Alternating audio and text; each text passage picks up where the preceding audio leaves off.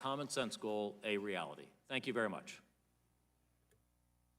Thank you, Mr. Secretary. And we'll now move to member questions, and I will recognize myself for 4 minutes, which will be the limit for questions to the Secretary.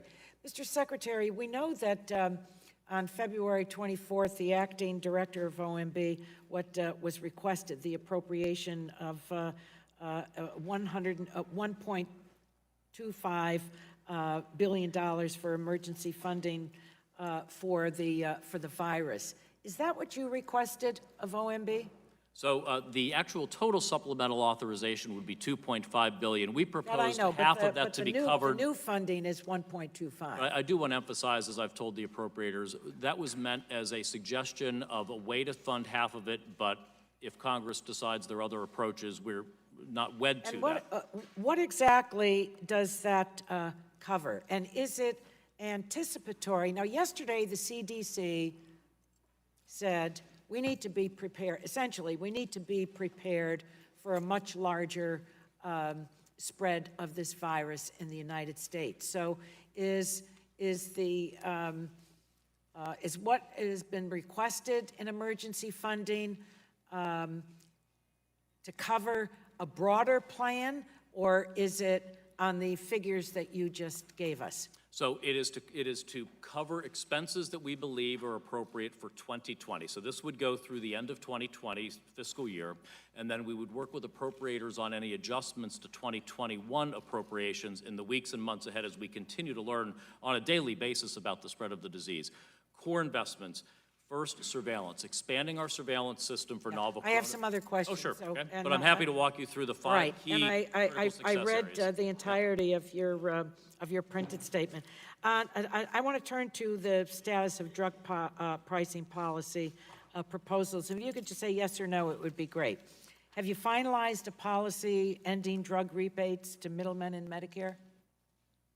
We did not move final with that rule. Okay. Have you finalized a policy tying drug prices to the lower costs of the reference pricing? We had an advance notice of proposed rulemaking, so that was not an actual formal proposal yet. Have you finalized a proposal to make drug manufacturers put list prices in television advertisements? We did, and much to their shame, the pharma industry sued, and Congress has not passed explicit authorization for that list price requirement in the statute that I wish they would do. Are you planning to finalize or pursue any of these policies in the near future? We plan to finalize as soon as we can the importation program implementing Section 804 of the Food, Drug, and Cosmetic Act to allow low-cost importation from Canada. You know that the House passed H.R. 3. You also know that the President said that we're going to negotiate so hard, something like that. We're going to negotiate like crazy. Do you support direct negotiations? We do not support H.R. 3 because we don't believe the negotiation framework in there is either a negotiation or actually practical and implementable. And it also just has no chance of passing in the Senate. The bipartisan package of Grassley-Wyden is struggling even to get to the floor there. Well, H.R. 3 caps out of pocket, as you know, prescription costs for seniors. Do you support the capping of out-of-pocket costs for them? We have an important opportunity here, yes bipartisan, yes to cap out-of-pocket spending and reduce what seniors yes will pay in Part D. So, yes, we do. Okay, good. Well, I think that I've asked all, let me just, well, H.R. 3 also limits drug price hikes to inflation. Do you support the inflation caps? So that is part of the Grassley-Wyden package also in the Senate, and we've made clear that that's a package we can support. It's not the only bipartisan package, but the price inflation penalties in Part D and B are acceptable to us as a means of getting list prices under control. Thank you. My time has expired.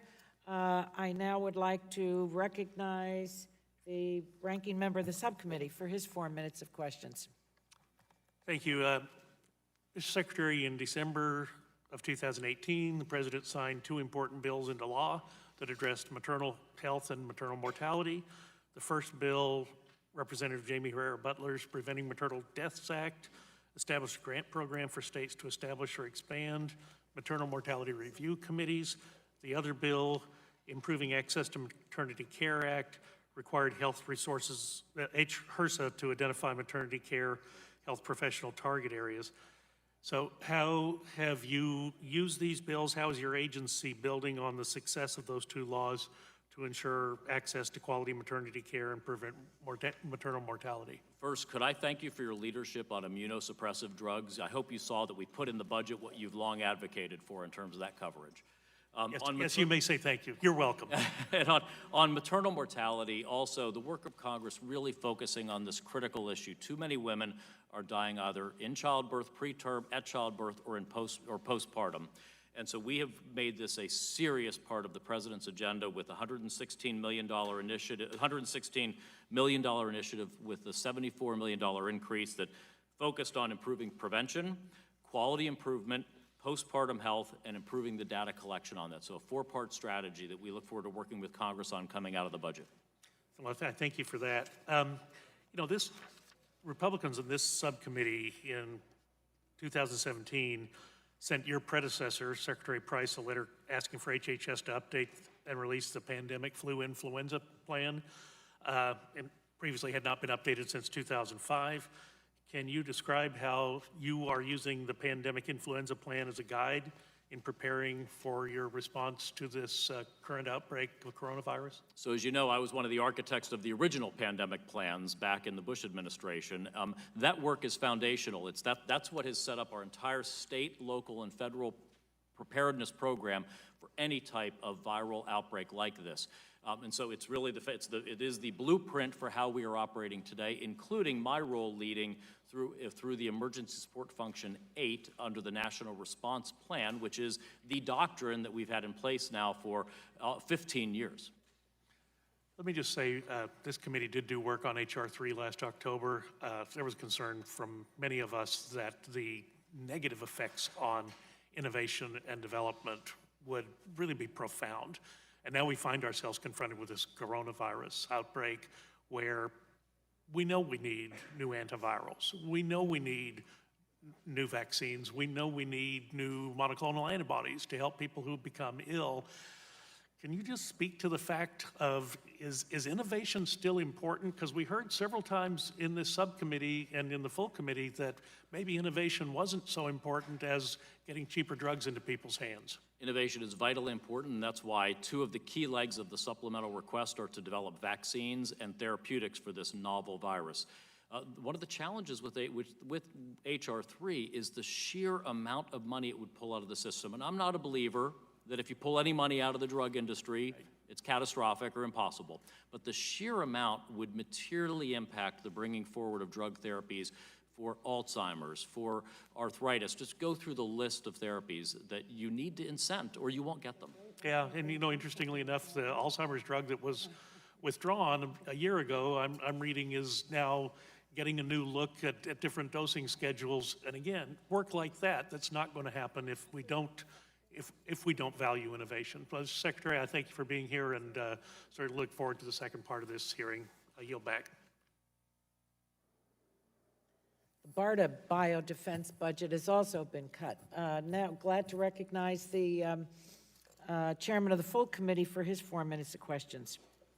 Thank you, Chairwoman Eshoo.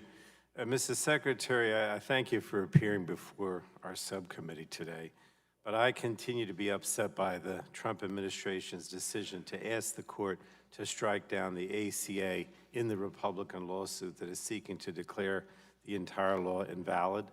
If the district court ruling is upheld, then the Trump administration will be responsible for the largest coverage loss in U.S. history.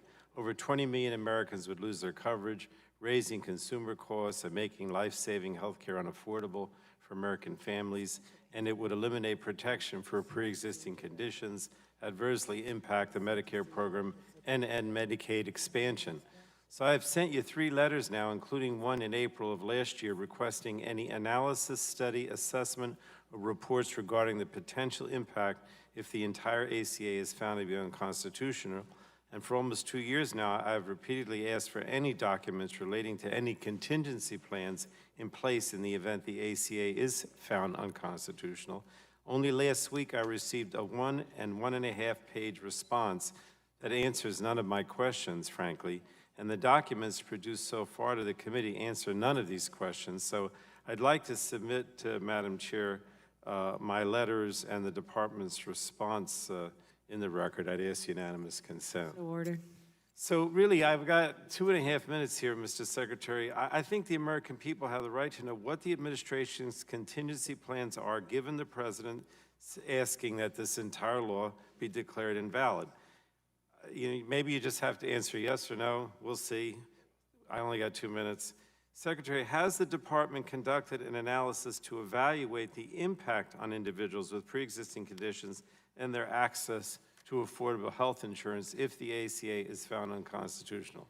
Yes or no? Of course, it's not going to be left just like that. We would replace with something that would actually deal with pre-existing conditions. And But we have worked you with done Congress at any that kind time. of contingency plans that what would happen if the court struck down the ACA? We're Yes or no? always considering different options, but it will depend on the nature of any ultimate court decision, if it even agrees with striking down all or part All of right, the well, ACA. it doesn't sound like there is such a thing. Has the department conducted an analysis to evaluate the impact on premiums and access to coverage in the individual market, particularly for individuals with pre-existing conditions, if the ACA is found unconstitutional? Yes or no? Well, it depends on what would be struck down, whether all of it struck down, part of it, or none of it. We are years possibly away from a final court decision. All right, well, on let any me of those issue elements. this. Are there any contingency plans to ensure that the 20 million people who are covered under the ACA do not lose coverage? Anything at all? Well, Any first, contingency we have plan? been emphatic that we are changing nothing about how we administer this program during the pendency of the litigation. And at the time that if there is a final court decision striking down all or part of it, it will depend on the context of that decision and the politics, frankly, of who's in Congress and what we can work with to ensure the I'm protection of trying existing to, conditions. it sounds like the answer is no, you don't have anything yet. I would just like a commitment from you, basically, to respond to my request, to provide any documents to the committee that relate to contingency plans in the event that the ACA is struck down. Can you give me that I'm commitment? sure you'll understand that deliberative process regarding potential legislative proposals are some of the core of the internal executive department's functions. So it sounds like the answer is no. Well, I just think that it's unfortunate because, our oversight responsibility is to make sure that in the event we have this terrible situation, that there is some kind of contingency plan, and I don't think you have it. So I don't believe the administration has any kind of comprehensive plan to address the fallout that will occur if this if this Republican suit is successful in court. Thank you, Madam Chair. The gentleman yields back. The chair recognizes the ranking member of the full committee, Mr. Walden, for his 4 minutes. Thank you, Madam Chair. Mr. Secretary, again, thanks for being here. I want to make a couple of points. One is on the opening day of this Congress, I led the effort on the House floor, now in the minority, trying to move an effort to protect people with pre-existing conditions pending this lawsuit's decision. Congress could act. This House could move legislation to put into law certainty to protect people with pre-existing conditions, in addition to the laws that are already on the books dealing with pre-existing conditions. But my colleagues have chosen not to do that. So they could, and we would probably find common ground here on a pre-existing severability language. There's a lot that could be done here. Second, it was the Congressional Budget Office, independent, nonpartisan, that said, I believe 8 to 15 new medicines would never be invented because of H.R. 3, Speaker Pelosi's partisan drug pricing bill. As you said, that could be a cure for Alzheimer's. It could be a cure for the coronavirus. We don't know. And that's just in the first 10 years. The further out you look, the more future innovation would be lost. California Life Sciences said upwards of 85% of what they invest in would go away. 80,000 U.S. jobs, 80,000 is what California Life Sciences said. We'd lose the R&D, we'd lose the innovation. Now, no president, I've been around, Republican or Democrats, ever leaned in harder on these issues of cost of care than President Trump. And I was with you and him when he announced the effort to get transparency in the hospital system. And before we got from the news conference, the Oval Office, I believe the hospitals had sued you. Is that correct? I believe it is, yes. Yeah. And on you talked about the drug disclosure and advertising. And what happened there? Rather disgustingly, the pharmaceutical industry sued us to conceal their list prices from their consumers. And so then I want to talk about Medicare Part D. We were all working together on this committee, which we have a great reputation of doing. Occasionally we fight, and that's all right, we know it. But we were working together to cap the out-of-pocket cost for seniors under Medicare Part D and modernize Medicare Part D. When all that, unfortunately, came to an abrupt halt, driven, I'm going to say, from the Speaker's office, those discussions ceased. But we agreed that we needed to cap out-of-pocket costs. We put that in our bill, H.R. 19. They put that in their partisan H.R. 3. But we all agree that it's time to cap the out-of-pocket costs for seniors in Medicare. Does the administration support capping the out-of-pocket costs for seniors in Medicare? Absolutely. Did the administration oppose H.R. 3? We do oppose H.R. 3. Did the administration support the concepts of H.R. 19, our alternative? We support the elements of it, absolutely, including the notion of capping out-of-pockets and saving seniors money. One of the big issues we've dealt with here, or tried to, is the high cost of insulin. Not just for seniors, but for others. But in our alternative, H.R. 19, that was all bipartisan legislation, we capped cost of insulin, I believe, at $50 a month was the maximum. Does the administration support that concept? I believe so, yes.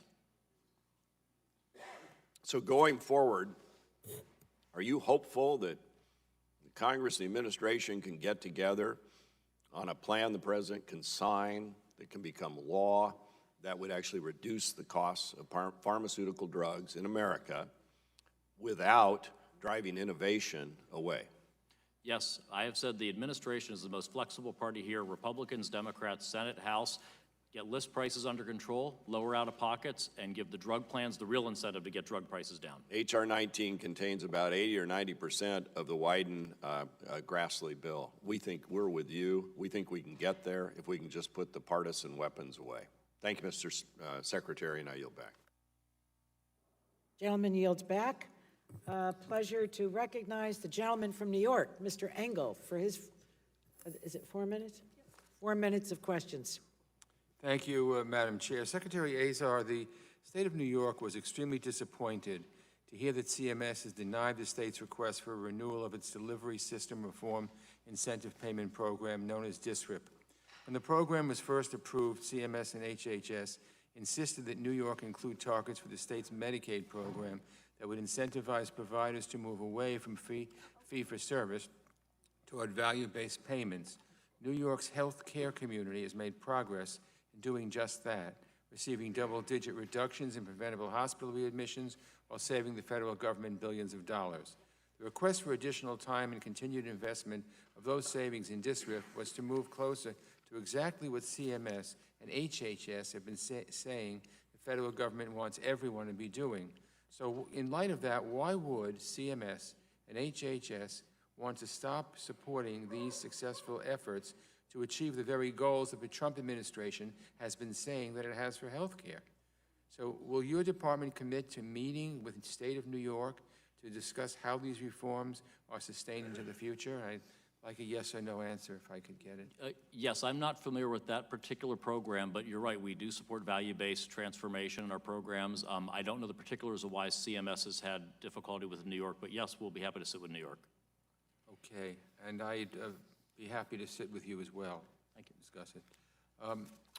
Mr. Secretary, we've mentioned it here, other members have mentioned it here, and you know it far too well, that Americans are suffering from the current epidemic of skyrocketing prescription drug prices. My constituents always tell me they're having to make unconscionable choices between paying for food or filling a life-saving prescription such as insulin. The House has taken bold, decisive action to lower drug prices through H.R. 3, which provides a common-sense solution to this crisis by allowing the government to negotiate drug prices. That's a policy that the President supported as a candidate in 2016, saying, and I quote, "When it comes to negotiate the costs of drugs, we are going to negotiate like crazy," unquote. That's from the President. The administration has yet to deliver any meaningful solutions for the health crisis. In May 2018, your department released a blueprint to lower drug prices, but many of those policies failed to materialize or provide minimal relief to patients. Other ideas, such as the International Pricing Index, has been shelved. Despite these failures, President Trump claims to have reduced drug prices, when in fact a recent report showed that on average, drug prices increased by over 5% at the start of this year. Mr. Secretary, can you commit to me today that you will deliver on the President's promise to negotiate drug prices? I'd like a yes or no also.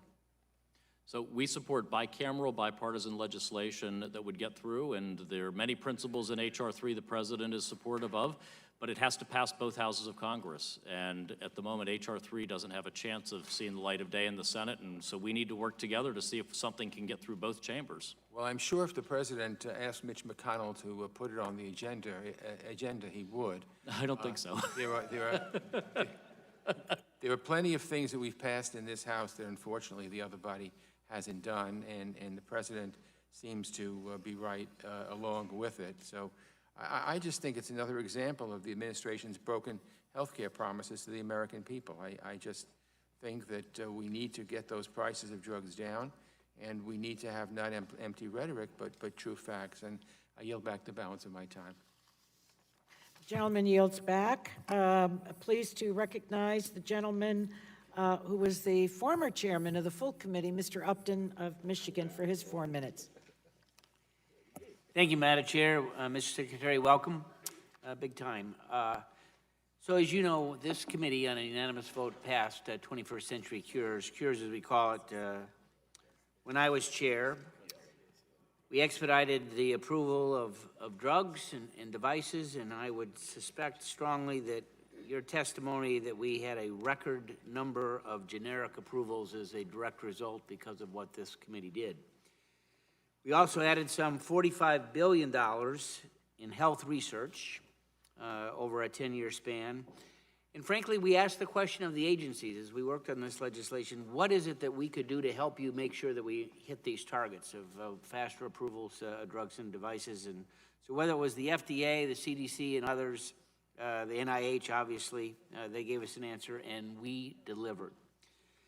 And at the end of the day, for this crisis, we are going to find a vaccine to solve coronavirus. I know that we are, and I'd like to think that what we did in this committee and then passed on the House floor will be a direct result of that. And frankly, it prompts all of us, I think, to ask the questions of what more can we do to get on a faster pace to find that vaccine and that cure. And in fact, as you may know, Diana DeGette and I are, again, working on a 2.0 cures bill where we can take these 3 years since President Obama signed the bill into law and ask those questions to see what constructively we can do so that all hands are on deck. And I know, don't have to ask you, I know that you will help us with ideas to do that.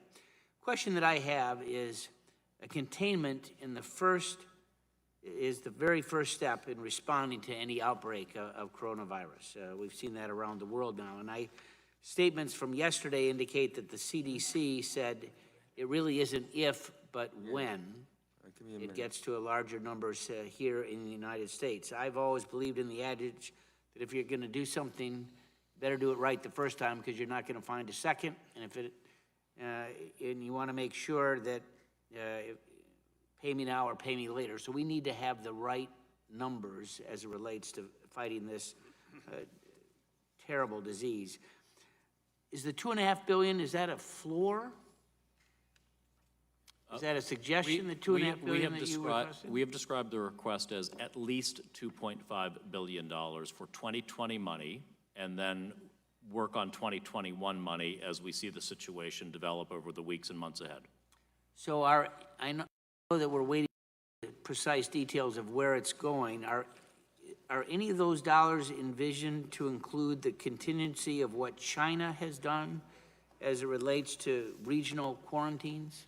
No, we don't envision that as a kind of practical step here in the United States. That we would, as Dr. Messonnier spoke about yesterday, in the event that we had community-level outbreaks, which might be small, just a town, a city, if we had that, we would take the pandemic playbook, which is community-based mitigation steps, social distancing. It is very rare that those types of cordon sanitaire efforts around cities, they are effective. They usually provoke more panic and cause people to actually leave and spread. Now, China's a different government and culture than we have here. Of the 14,000 Americans that have died this flu season, do you know what percentage of those were not vaccinated? I do not have the numbers. Historically, our youth who die tend to not to have been vaccinated, which is a real tragedy. And the last question, there been any query of those 55 Americans who currently have been diagnosed with the coronavirus? Did any of them have the flu vaccine? Do you know? Was that question asked of any of the 55? I don't know that that would have been asked. We don't, of course, have any evidence that the flu vaccine would have any properties related to the novel coronavirus, but I don't know if that was asked as part of intake for the patients. Okay. I yield back. Gentleman yields back. It's a pleasure to recognize the gentlewoman from California, Ms. Matsui, for her 4 minutes of questions. Thank you, Madam Chair, and for holding this important hearing, and welcome, Mr. Secretary. Before getting to my line of questioning, I do want to express my deepest concerns about the Medicare, Medicaid, and other cuts included in the budget. At a time when we're dealing with the coronavirus outbreak, an addiction crisis, and a lawsuit that threatens ACA protections for pre-existing conditions, the administration's cuts to critical safety net programs target the most vulnerable in our communities and aim to further erode access to vital health care services. We should be prioritizing primary comprehensive care, particularly in the mentally ill and people with addiction. I believe mental health is an area where we have an opportunity to work together and make progress. Mr. Secretary, I appreciate the department's strong support of the Certified Community Behavioral Health Clinic Medicaid demonstration. As you know, Representative Mark McMullen and I are working to further scale the program with our bipartisan legislation, the Excellence in Mental Health and Addiction Treatment Expansion Act. For the 8 states currently participating in the Excellence Demonstration, we have studies showing that quality mental health services, outpatient care, and addiction treatment provided at these facilities are saving lives and money. People are avoiding jails and emergency rooms, instead getting the comprehensive care they need in their communities. We have 11 additional states that are ready to participate in an expanded excellence program. Our bill has a bipartisan group of 88 co-sponsors who support this full expansion, and the House has already voted to extend the program longer term. I was very pleased to see that the budget this year explicitly endorses extending the excellence demonstration, and I believe we do all agree, Mr. Secretary, that adequate Medicaid resources around substance abuse treatment are essential to fighting the opioid and addiction epidemic. Mr. Secretary, I have a question. Under the leadership of Chair DeLauro's $200 million was made available to HHS in FY20 to help states prepare for eventual participation in the excellence demonstration. How does HHS plan to obligate these resources? First, thank you for your personal leadership on the Certified Community Behavioral Health Center issue. That is, you're right, the data is showing really positive results to date, so thank you for that. In terms of your work with Chairwoman DeLauro, SAMHSA is now accepting applications from states for these grants to increase access to and improve the quality of community mental and substance use disorder treatment services through the expansion of CCBHCs, and the deadline for states to apply is March 10th. Okay, thank you. The positive impacts of the demonstration make it clear that there's room to improve mental health and addiction care in this country by scaling this program. In California, our county hospitals, public academic medical centers, and public children's hospitals rely upon financial arrangements that leverage public funds and partnerships as essential means providing health care to the most underserved communities and patient populations in the state. I have concerns about the administration's recent proposal to eliminate these sources of funding, particularly supplement payments. I worry that if finalized, the Medicaid accountability rule will destabilize the whole system of care provided under Medi-Cal. Medicaid supplemental payments are an integral component of total Medicaid reimbursement that providers rely on for adequate reimbursement and financial stability. Mr. Secretary, have you weighed the restrictions on supplemental payments against the adequacy of these base payments? Are there plans to make any corresponding adjustments to base payments for these providers? So we're hearing the very important feedback from you and others about that regulation, and we want to take that in as we look at how and whether to finalize at CMS on the relationship of these intergovernmental transfers to supplemental payments, and also if there are ways we can work with states to restructure payments in a way that would be consistent with the law. So we want to work with the states, not be adversarial to them on this. Okay, well, thank you, Mr. Secretary, and I yield back. Gentlewoman yields back. Pleasure to recognize Mr. Shimkus of Illinois for his 4 minutes of questions. Thank you, Madam Chairman. Thank you, Mr. Secretary, for being here. Coronavirus is a novel pathogen, as a lot of us know. But in your testimony, you also mentioned emerging microbial threats. And Madam Chairman, I'd like to ask to submit in the record this news release from the World Health Organization on the 17th of January, 2020. So ordered. And in the 114th Congress, I joined with Gene Green on what we call the ADAPT Act. Last Congress, it was Tony Cardenas and I, with the help of the now chairman of the subcommittee, Anna Escher, who joined, and technical assistance by HHS on what we call the Revamp Act. And it's an attempt to address how, if you have these antimicrobial resistance, how public funding may not be the only way you can address this. Can you talk about that challenge? Yeah, I'm very concerned about the drug development around antimicrobial resistance in terms of creating a sustainable market. You know, we've had actually tremendous success from the efforts you've led and the Congress has led and BARDA at my agency have supported. We've supported development of 16 novel antibacterial projects. I believe 3 have actually come to market. What we're finding, though, is there's a market failure question here where you're basically asking a company to develop a drug, but then not to have it used much. And that's not a usually sustainable business model. So I've actually commissioned my team to work on how can we possibly solve that? Is that more like a bioterrorism chemical countermeasure and the approaches that we need there? Quite concerned about this situation. And that's what we've tried to do legislatively, and at some time one was the tradable vouchers debate, which I think still should have legs, especially in this concern of, as you put it, trying to have something on the shelf that you don't want to use. That's the key. Scott Peters and I are also working on legislation that we call Ending the Diagnostic Odyssey, and it is an attempt to help DNA sequencing so that when there's a disease or some event, you don't have to test. You can go just through the sequencing aspect of that. Any thoughts on or comments of what you all may be doing that we don't know about in trying to push more DNA identification? So I've not studied that particular issue. We're happy to get back to you on that. It certainly is at the fore right now as we deal with novel coronavirus and have the CDC diagnostic, but also hope that commercial innovators will develop physician bedside diagnostics for rapid in-site testing.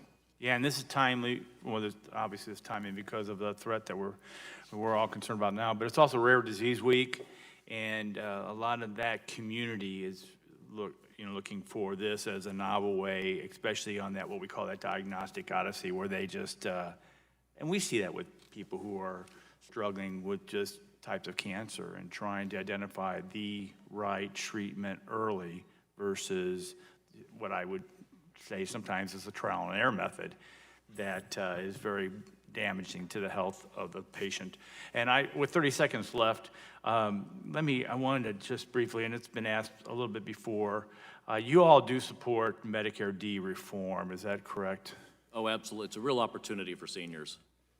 And how would reform lower patient out-of-pocket costs? Well, you would cap catastrophic payment at the limit at $3,100. So a patient would never pay more than $3,100. And then at least the Grassley-Wyden plan, the senior could actually opt into a program where they would pay no more than $258 a month for their drugs, no matter what their expenses are.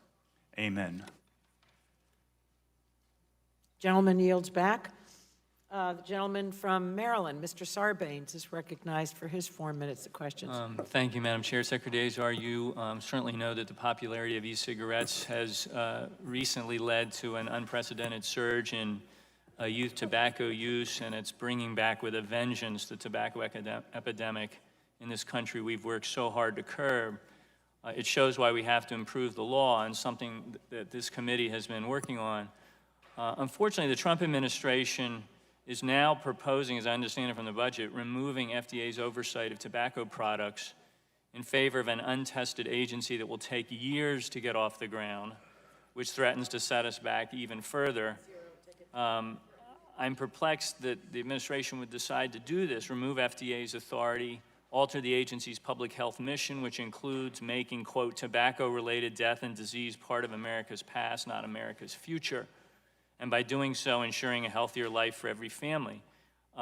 This latest move is kind of breathtaking. It makes no sense. It's a crazy thing to do by the administration, which unfortunately hasn't taken significant action against big tobacco as more of our nation's youth are becoming addicted. In January, after heavy lobbying from big tobacco, as we understand it, and the vaping industry, and listening to partisan political consultants like Trump campaign manager Brad Parscale, the administration reversed course, and we were on a trajectory where we thought everybody was on the same page. The administration reversed course, announced a policy which failed to ban all flavored e-cigarettes, allowing popular menthol cartridges to stay on the market and allowing all flavored disposable e-cigarettes and open-tank e-cigarettes to proliferate through our nation's schoolyards, which is exactly what they're doing. And I'm concerned that removing this authority from the FDA, which is part of the proposal, could lead to even more loopholes and more industry influence. My question is this: when formulating the budget proposal to remove the FDA's tobacco oversight authority, did you, your agency's staff, White House staff, or staff of the Office of Management and Budget speak or meet with any lobbyists or other representatives of the tobacco industry, or for that matter, political operatives who work for or are contracted by the president's reelection campaign? Well, I can't speak for others. I'm not aware of any such deliberations. The idea was that if we move the Tobacco Center out from under FDA, first, if it were a politically appointed, a presidential appointed Senate confirmed leader, they'd be more accountable to Congress. Second, as a direct report to me or whoever is secretary, elevating the role of tobacco control there. It has always been a little bit of an odd connection. FDA is about safe and effective, whereas the Tobacco Center is about regulating a product that is undeniably bad. And so there's it doesn't make any sense, does it? Well, it would of course be subject to Congress if it was something. I mean, we're at the height of we're at this tipping point on this epidemic when it comes to vaping. I mean, there does reside, however you want to sort of carve up what you consider the appropriate mission of the FDA to be. There certainly resides within FDA now significant expertise and experience in terms of dealing with this issue. Why you would propose at this moment in time, when this epidemic risks, in a sense, overtaking the dimensions of the previous tobacco epidemic that we saw in this country, by zeroing out that authority and moving it to an untested new agency, which, by the way, I think would be more susceptible to political influence of the kind I was just recounting than it is now. It doesn't make any sense to me. I urge you to reconsider that. We are in the midst of this crisis, and we have to use every tool available to us here in the government to respond to it. With that, I yield back. The gentleman yields back. There is 5 minutes and 22 seconds left on the clock. Any member that would like to leave to vote, when we get to, you can leave now. When the clock goes to zero, they will hold the vote open for those that have not arrived from our subcommittee, and at that point, we'll take a 20-minute break. But now I'd like to recognize the gentleman from Kentucky, Mr. Guthrie, for his 4 minutes of questions. Thank you, Mr. Secretary. I look forward to getting into the coronavirus. I'm doing that in my second round of questions. So the Support Act we passed last year included my bill, the Comprehensive Opioid Recoveries Act, to establish treatment centers that offer FDA-approved medication-assisted treatments, all of them comprehensively. Currently, SAMHSA has the grant application open for entities to apply, and I'm glad HHS is moving fast on implementing the program. But my question is, how is HHS implementing other parts of the Support Act, and does HHS conduct any oversight on how the funds are actually being used? So first, thank you for the Support Act, and it is so comprehensive, we actually established a Support Act Implementation Leadership Committee to track all of the different work streams needed under the Support Act. It's really enhancing our work across all 5 elements of our strategy on opioids, and so we're driving forward, making progress on the opioid epidemic. We got the overdose deaths are down for the first time in decades as a result of our collaborative bipartisan efforts here. And we're implementing and using the Support Act authorities, so thank you for those. Okay, thank you. And also in 2018, Congress passed my bill, the Bipartisan Bold Infrastructure for Alzheimer's Act. Can you please provide an update on how this law is being implemented across the country?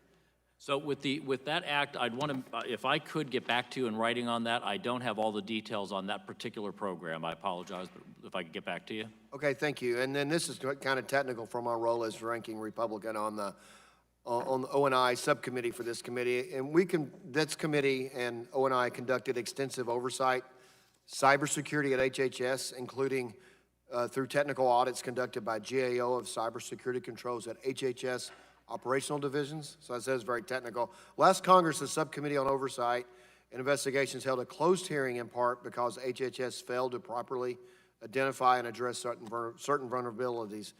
We recently received preliminary results from the most recent audit of another HHS agency, though I can't go into details in this setting.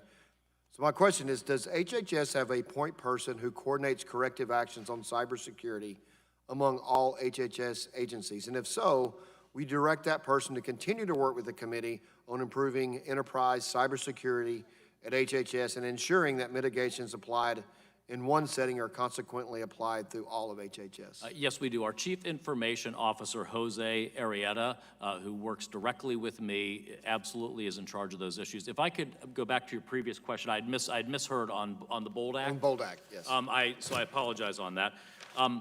For fiscal year 2020, CDC will have 2 funding opportunities to carry out actions under the BOLD Act. So first, there'll be the public health programs to address Alzheimer's disease and related dementias. And second, there will be the health centers of excellence to address Alzheimer's disease and related dementias. We expect both of those funding opportunities to be out in the coming month. And for FY 2021, the President's budget for CDC includes $3.493 million to continue to support these Alzheimer's activities. Because by 2050, that's when I'll be 86, I believe, they believe it's going to be estimate CBO, $1 trillion spent on Alzheimer's disease. Not only is it devastating to the individual who has it, the family that cares for that person, but also it'd be devastating to the deficit in the budget of our country. So this is something very important. Thanks for your leadership and effort, and I appreciate working with my colleagues here to move the BOLD Act forward and address it. And I yield back. Gentleman yields back. Pleasure to recognize the gentleman from New Mexico, Mr. Lujan, for his 4 minutes. And I'll wait right here with you, and then we'll run over. Thank you, Madam Chair. Secretary Azar, when Donald Trump was running for office 4 years ago, he famously said that he wouldn't cut Medicaid. He didn't say it once or twice, but claimed it at least 5 separate occasions that he would not cut Medicaid. But in reality, no president and no administration in the last 50 years has done more to undermine Medicaid than Donald Trump. In fact, his first major legislative effort to repeal the Affordable Care Act would have ended Medicaid as we know it and put the health care of 70 million Americans at risk. And if my colleagues from the other side of the aisle want to protect people with pre-existing conditions, they should drop the lawsuit. That could happen tomorrow. After President Trump failed to cut Medicaid legislatively, he decided to try the same thing administratively, even though the law clearly does not allow it. Secretary Azar, there's been some misreporting that the block grant guidance is limited to adults in the expansion population. But under the administration's guidance, states could block grant Medicaid for more than just expansion adults. Isn't that true? Congressman, I I don't believe that's the case. I'll ask the CMS administrator to get back to you on that, but my understanding was that it would be an optional demonstration for adults only, and that it would actually not affect coverage for our most vulnerable, our pregnant women, children, elderly adults, people on the eligible on the basis of disability.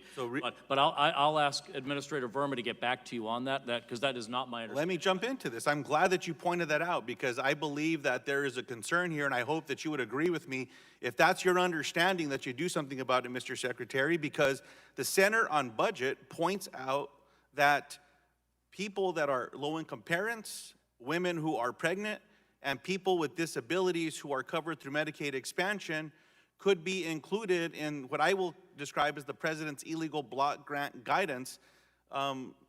Is that something that you would agree with if that's the case? Would you stop it if, in fact, the guidance does allow for those vulnerable populations to be discriminated against?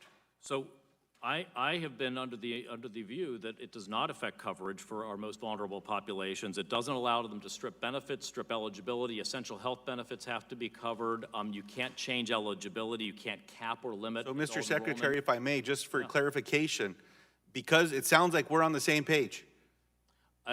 What you're saying, I'm not, the concerns you're expressing, I don't believe Mr. are in the Secretary, HOA, but we'll get back to you on that. Let me ask you this pointed question.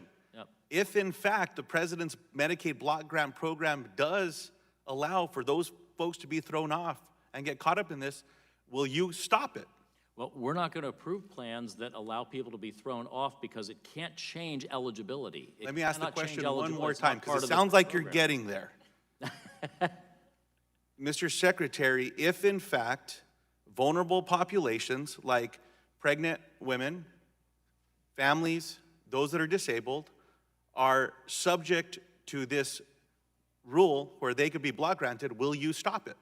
I don't believe I will not approve a plan that removes coverage for our most vulnerable citizens. So that's enough for me. You said you will not I will approve a plan. with very low-income parents, children, pregnant women, elderly adults, or people eligible on the basis of disability should not be removed, should not be affected in terms of their Medicaid coverage, is what I'm informed. I'll get back to you from Administrator Verma to confirm all of those details. I want to make sure that I'm right on that, but that's been my understanding of the HOA program. What I'm looking for is assurance that if what my comments are associating with being consistent with the Center on Budget points out, you in fact will not approve that plan, and you will not allow for Medicaid block grant cuts, devastating cuts, go into place that will be subjected to pregnant women, families, and those with disabilities.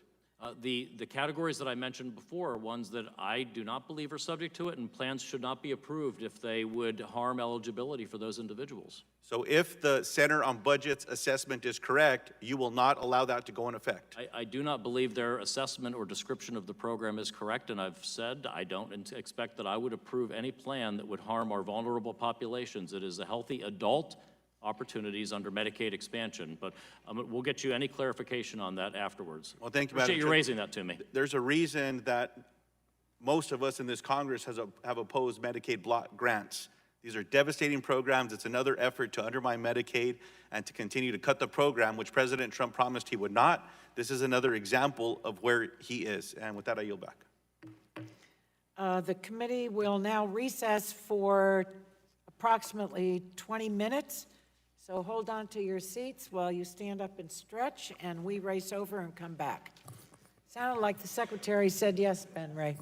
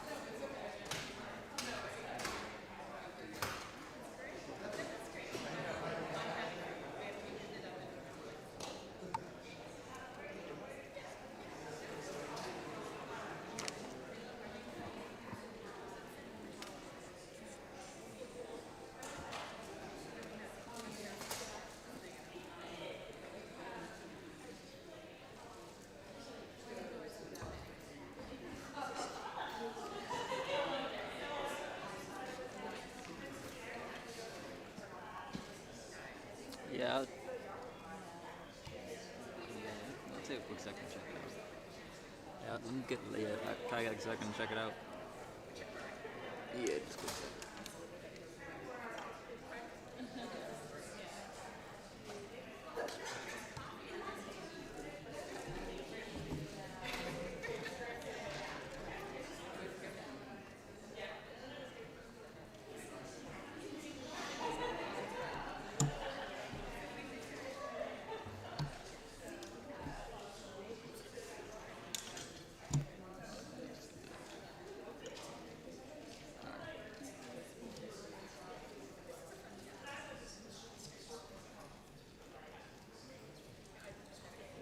Okay, I'm good.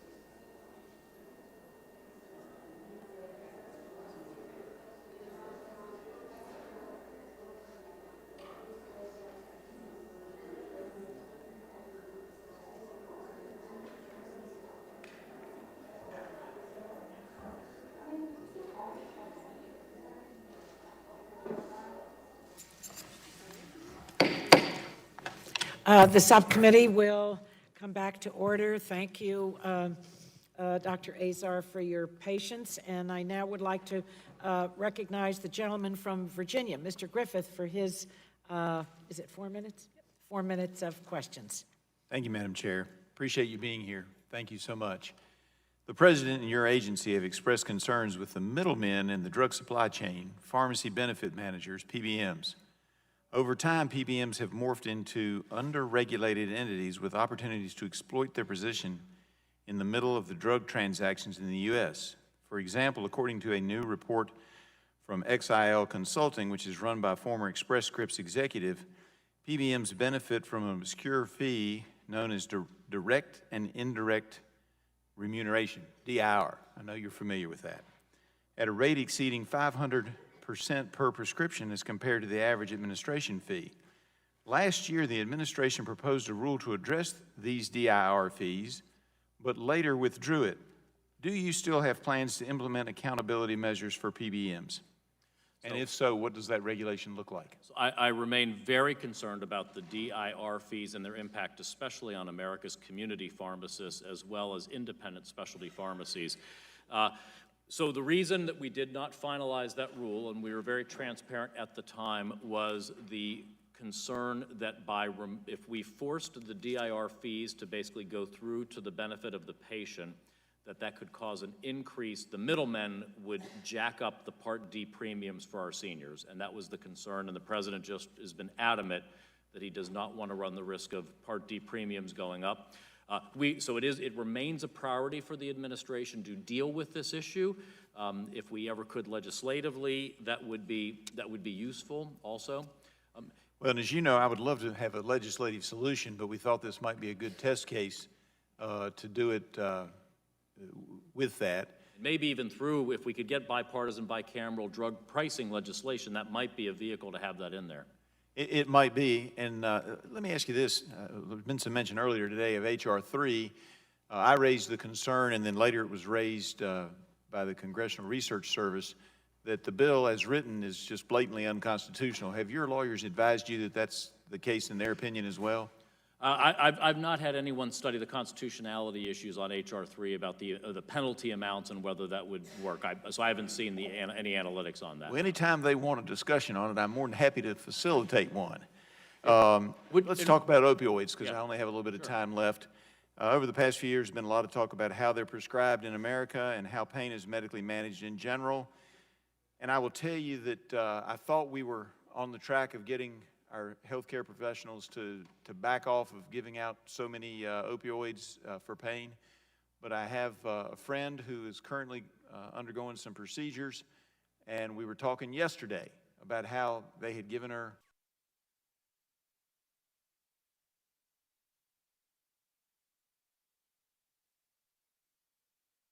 turned it away, but they, she's got it sitting in her house.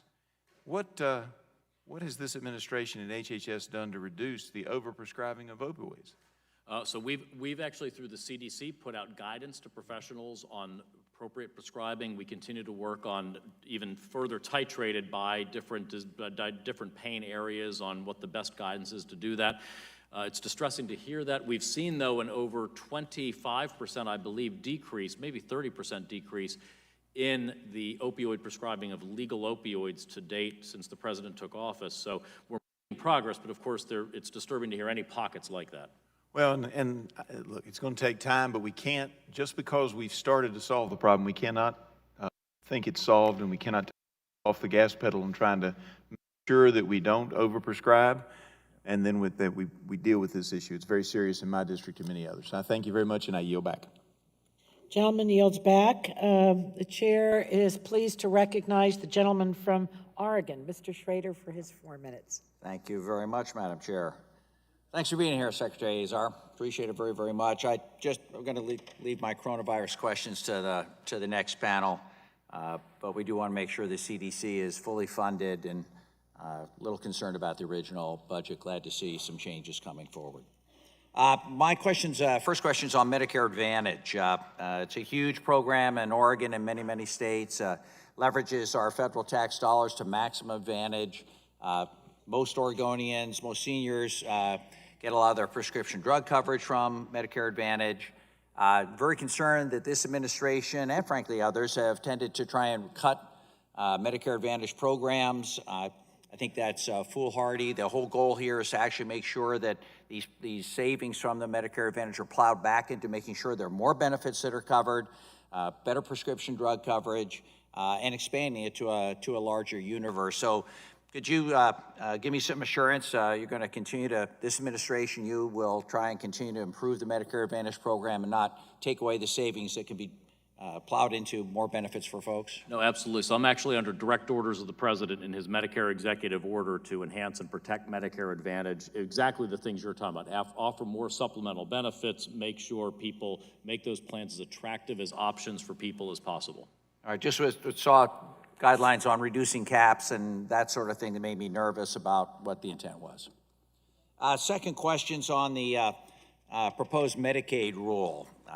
We hear a lot about that back home. Many states, I was budget chair for my state back in the day, and seemed like a great opportunity for states to, again, leverage federal dollars with state tax dollars, actually with private hospital dollars and long-term care dollars. It was a really smart use, I thought, of taxpayers' limited ability to finance the programs they want. This really made great use of the dollars. I'm very concerned with this new MFAR rule that you're going, ostensibly it's with all due respect, framed in the guise of transparency, when indeed it's a backdoor attempt to take away matching funds, the ability for the provider tax to be leveraged in many states, including ours. So I guess given the fact the executive order requires federal agencies to perform this regulatory impact analysis to determine the effect of the impact of the proposed rule, but the proposed rule says the fiscal impact of the Medicaid program from the implementation of the proposed rule is unknown. Do you consider that to be a comprehensive regulatory impact analysis? I haven't looked at the reg impact analysis there, so I don't know the specifics on that, but certainly I do want to assure you we are hearing the feedback from you and others and governors about this. We are looking at this not to be penal, but rather to make sure that those intergovernmental transfers are genuine state money that's getting matched and not funny money or schemes. That's really the intent, and to also be more prospective, not penal, looking backwards as much as we can. So I appreciate getting this feedback. We're hearing a lot of it, and we're taking that in. Well, what some people would call funny money schemes, others would call smart financing, and using the accounting system the way it's been established for decades to maximum advantage, it would really put a huge hundreds of $1 million hole in the Oregon State HHS budget. So I'd urge you to back down on that a little bit, or at least give it some more serious thought. And I yield back. Thank you, Madam Chair. The gentleman yields back. It's a pleasure to recognize the gentleman from Florida, Mr. Bilirakis, for his 4 minutes of questions. Thank you, Madam Chair. I appreciate it very much. Secretary Azar, thank you, first of all, for your leadership. I appreciate it very much. And thank you for your responsiveness to a lot of my constituents' concerns as well. Again, we've begun to make progress tackling our nation's opioid crisis, and HHS has played a key role in that effort. Thank you for your continued support, of course. Do you feel, and this is a budget question, do you feel HHS has the necessary resources to continue to implement provisions of the 2018 Support Act and the 2019 HHS Pain Management Task Force recommendations? I do believe so. In fact, we've increased funding for opioids in this budget. Okay, very good. Also, next, the community health centers, as you know, do a wonderful job. The funding is expiring soon. Now, we reauthorized it for an additional 7 years, and that's a great thing. But again, how do community health centers serve as a gateway to integrated care for individuals with mental illness and substance use disorder? You know, more than 28 million people rely on HRSA's community health centers that we fund. They're a critical part of our primary care network of preventive care for individuals, and they deliver high-quality service. And we're using them also as part of the Ending the HIV Epidemic program to reach the underserved and reach people that we need to bring into treatment and prevention. You know, more than 93% of our 1,400 health centers provide mental health counseling and treatment. 67% of them provide substance abuse services. I think the number is 60% of the clients of community health centers, I believe, are ethnic and racial minorities. I'm always just so impressed when I visit them, the quality of care and the quality of service there. Absolutely. Do you have anything to add? Because I want to give you an opportunity to add, because this is a big issue affecting our constituents, obviously, on the insulin pricing. I know that this has been mentioned in committee, but if you could maybe elaborate on that, I'd appreciate it very much. Well, I appreciate that. I did want to clarify one thing from Mr. Walden's question earlier regarding a piece of legislation. I misheard about, I guess it's a proposal to cap out-of-pockets at $50 for insulin. The administration does not have a formal statement of administration position on that piece of legislation yet. Of course, we want to get out-of-pockets down. We want to deal with the insulin issue and get insulin pricing down for everybody. But we don't have a formal statement yet on that issue. The Part D reforms the committee's worked on, and that has a lot of bipartisan support, though, that could be such a benefit to people. That catastrophic cap at $3,100, spreading that cap over 12 months where no senior would ever pay more than $258 a month for their prescriptions if they opted into that.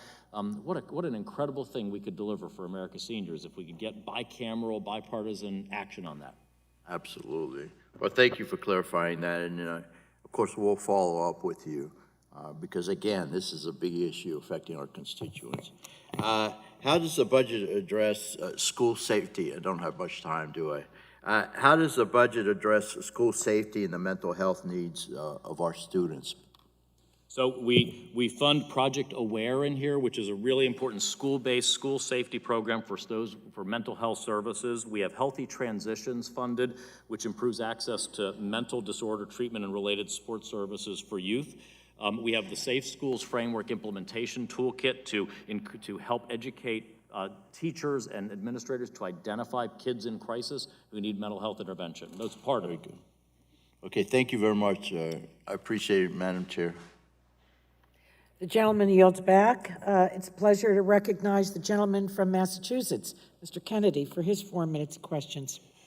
Thank you, Madam Chair. Mr. Secretary, thank you for being here. This week, DHS implemented their wealth test for immigrants nationwide. The early estimates show that the rule could lead to 4.7 million people withdrawing excuse me, from Medicaid and CHIP alone, many of whom are legal immigrants, the children of immigrants, asylum seekers, and refugees. Yes or no, sir, nearly 5 million people forced to forego their health coverage. Is that a success? We do not believe that individuals who come to this country should be dependent on public taxpayers for health care or other services. So refugees losing access to health care is a success? We do not believe that individuals who should come to this country to be dependent on public welfare programs. That's the basis for that. So, sir, you have frequently told the story of your grandfather, arriving at Ellis Island from Lebanon as an impoverished teenager who spoke no English. You talk about him being met by a member of the United States Public Health Service. You speak proudly of that story. Under this rule, based on your own telling of that story, your grandfather would have been turned away. So I ask you yes or no, are you proud of this public charge policy? So my grandfather came and worked his way up through his bootstraps in Would the he have steel mills of Bethlehem. Would he have had access to health care under this policy? No, he would not have. And He wouldn't have asked for it because he would have wanted to make his own way. And so you're proud of this policy? I'm proud of my grandfather, and 100 years ago, he came to the That was United not the States question, at Ellis sir. Island. That was and not the question. We Are you support proud of this this policy? It's, we gonna take believe that as the a no. American people don't support the idea that people should be coming to this country to be. Mr. on Secretary, public welfare. next question. Are you aware that under your leadership, the number of Americans without health insurance has risen for the first time in a decade in 2018 by roughly 2 million people? So actually, the numbers on the uninsured require a bit more depth than that. What's happening on the uninsured is actually the ACA has, most of the growth of uninsured is because the ACA priced individuals out of the individual market. Sir, I'm 2.5 not million going are to in that let you coverage take my gap, and 4 minutes. 1.9 earned too much. Are you aware, sir, Mr. Secretary, that the percentage of uninsured children rose by 0.6% under your leadership? And would you consider fewer children with access to health care a success? So actually, in terms of children and coverage, we have S-CHIP. We've reauthorized that for a long period of time. We've got the Medicaid program. You can test the numbers. So in terms of the uninsured numbers there, if the children that are uninsured are likely part of the coverage gap left by the ACA, as well as the pricing out of And so, sir, non-subsidized. do you believe it's so last month, we held a hearing here about an opioid epidemic where a representative from the Department of Health and Human Services of North Carolina stated that if North Carolina had expanded Medicaid, 415 more people would be alive in North Carolina today. Do you believe that this administration's opposition to Medicaid expansion, that according to that individual, has cost lives, is that a good policy choice? I am not going to validate that politician's statements. I don't know. It was a representative of the Department of Health and Human Services of North Carolina. I don't know who they are. I don't know the basis for that. I haven't seen the evidence. So you're unaware of the fact that Medicaid has saved lives in North Carolina, or the absence of Medicaid expansion? That's not what I'm saying. I'm saying I haven't seen the evidence basis for the assertions you're making and that he made. One last question for you. You've spoken about this administration's efforts to combat coronavirus and the so-called increased choice for healthcare. For one man, Osmel Martinez Askew, those two things recently converged when he tried to be prepared after developing flu-like symptoms following a trip to China. He was left with a bill of well over $1,000 and a demand of proof that the flu he was tested for wasn't related to any pre-existing condition, or else he would be forced to pay a few $1,000s more. So please explain to me, as we are staring down a potential pandemic and the CDC is warning about fundamental changes to our way of life because of it, do millions of people that have signed up for junk insurance plans pushed by this administration, do they really have a choice? So the short-term limited duration plans are an option for individuals. We've been very clear that they may be the right choice for some, but they may not be the right choice for others who have pre-existing conditions. Leaving people with thousands of dollars of uninsured claims in the midst of a potential pandemic, that's a good choice? So if an individual, if it's a choice between no insurance and some insurance, it's 60% lower than what the Affordable Care Act has priced them out of the market at. It's at least an option for individuals. Unless they expanded ACA didn't Medicaid. Provide. Yield back. The gentleman yields back. Pleasure to recognize the gentleman from Indiana, Dr. Bouchon, for his 4 minutes of questioning. Thank you very much, and thank you, Mr. Secretary, for being here today. I'm going to switch gears a little bit. 340B is a critical program, especially for rural hospitals. And I'm just interested in what you think should be done, if anything, to continue to ensure that the 340B program, given its significant growth, is helping more patients get access to care. You put your finger right on it there when you mentioned the growth. It has grown from $7 billion of pharmaceutical sales in 2012 to $19.3 billion in 2017. And we believe in the 340B program, but we do believe those savings need to actually make their way to patients, not just subsidizing hospitals, but actually make their way to patients. I mean, imagine, for instance, just take the issue of insulin.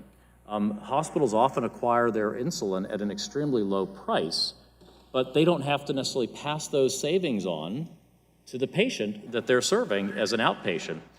That's partly why we, with Part B, proposed the changes and have tried to implement the changes that would reduce what seniors have to pay for Part B, would have to pay in the Medicare program for their drugs. Do you think that more transparency in the 340B program would be part of the solution? Absolutely. We support transparency in the program. We support giving me regulatory authority as part of our budget, and also requiring that hospitals that want to get the benefit of those savings I just talked about to retain that in the program would have to dedicate 1% of their work towards delivering charity care, which seems like a pretty low bar. So what you're saying is probably that HRSA does need probably more authority and more teeth to That's right. address the program. Would you agree with that? We need greater oversight, but we need regulatory authority to implement that oversight so that we can so we can actually do audits in an enforceable way and have that type of transparency. Thank you. I'd also like to thank you for making improvements in pain management a key component of the HHS opioid strategy plan. I mean, I firmly believe we'll never successfully address the opioid epidemic unless we also improve pain management, and I'm a physician, and patient access to non-opioid therapies, particularly FDA-approved medical devices, which have the greatest opioid-sparing potential. Can you tell us what HHS is doing to promote pain management best practices and the status of various provisions in the Support Act to break down barriers to non-opioid therapies for pain? So one of my top priorities has been to leverage the Center for Medicare and Medicaid Innovations authorities to fight the opioid epidemic. And that's why we developed the maternal opioid misuse, or the MOM model. And we recently announced the participants in that model. And that's going to address the fragmentation of care for pregnant and postpartum Medicaid beneficiaries with opioid use disorder by supporting care coordination and better integration. So that's part of that. Great. And earlier in the hearing, you were starting to give some bullet points on, I think, Corona, your plan, the 5-point plan or whatever, in the last 50 seconds. Can you expand on that? You bet. First, expand our surveillance system so we have novel coronavirus surveillance comparable to what we have on the flu, because that's the bedrock of our public health response. Second, money to support state and local public health departments are going to have to do a lot of work here. Third, vaccine research and development. Fourth, therapeutic research and development. And fifth, finally, strategic national stockpile acquisition, especially of personal protective equipment. Thank you for that. And do you feel that we've had enough access in China to get the data that we need to help solve this problem? Is that loosened up? We have struggled.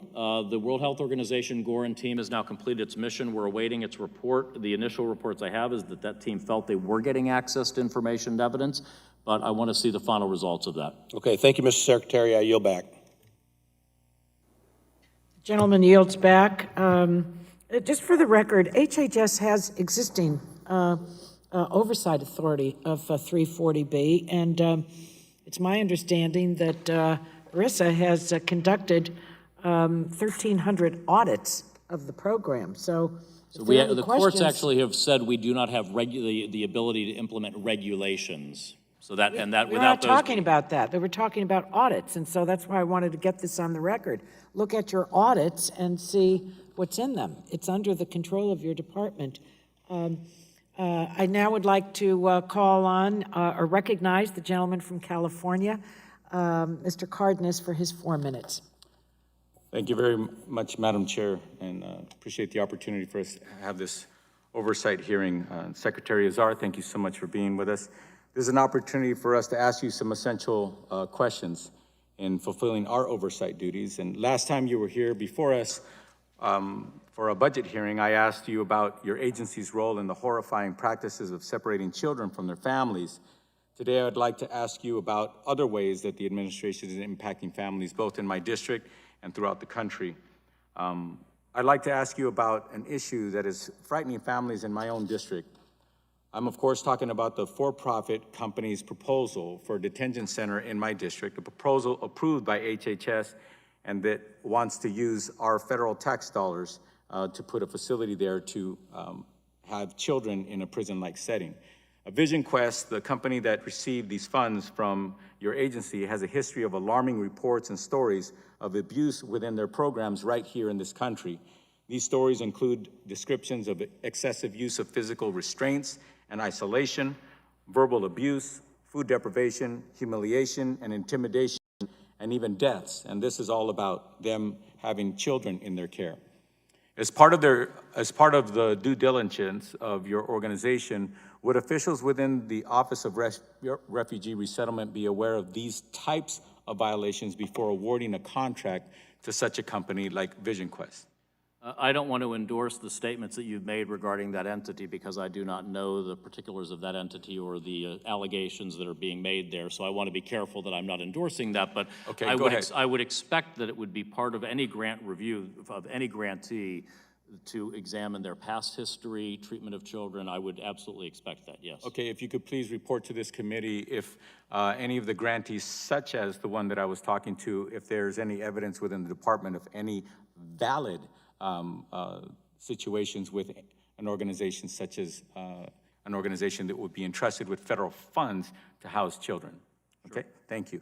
But the funds, these funds that you'll be providing, unless you were to have such evidence, you would go ahead and contract with an organization?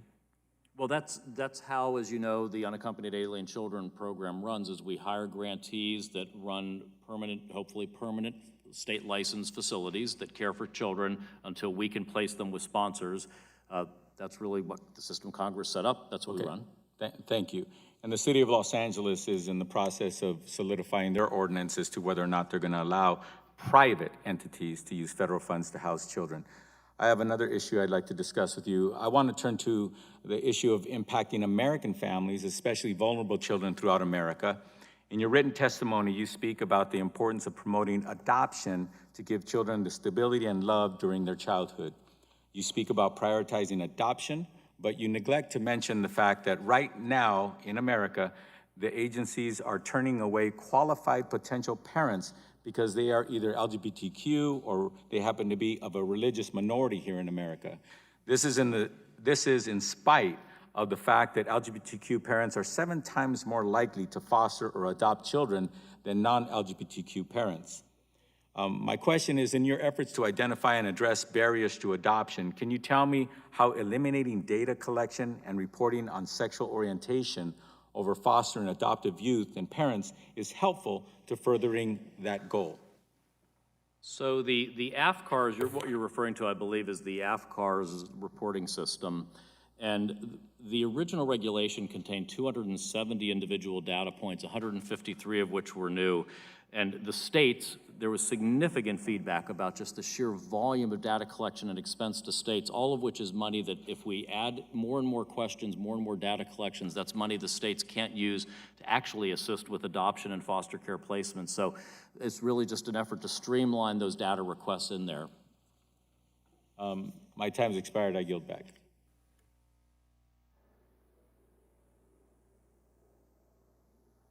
Is the gentleman yielding back? I thank the gentleman. Pleasure to recognize the gentlewoman, and that she is, from Indiana, Ms. Brooks, for 4 minutes.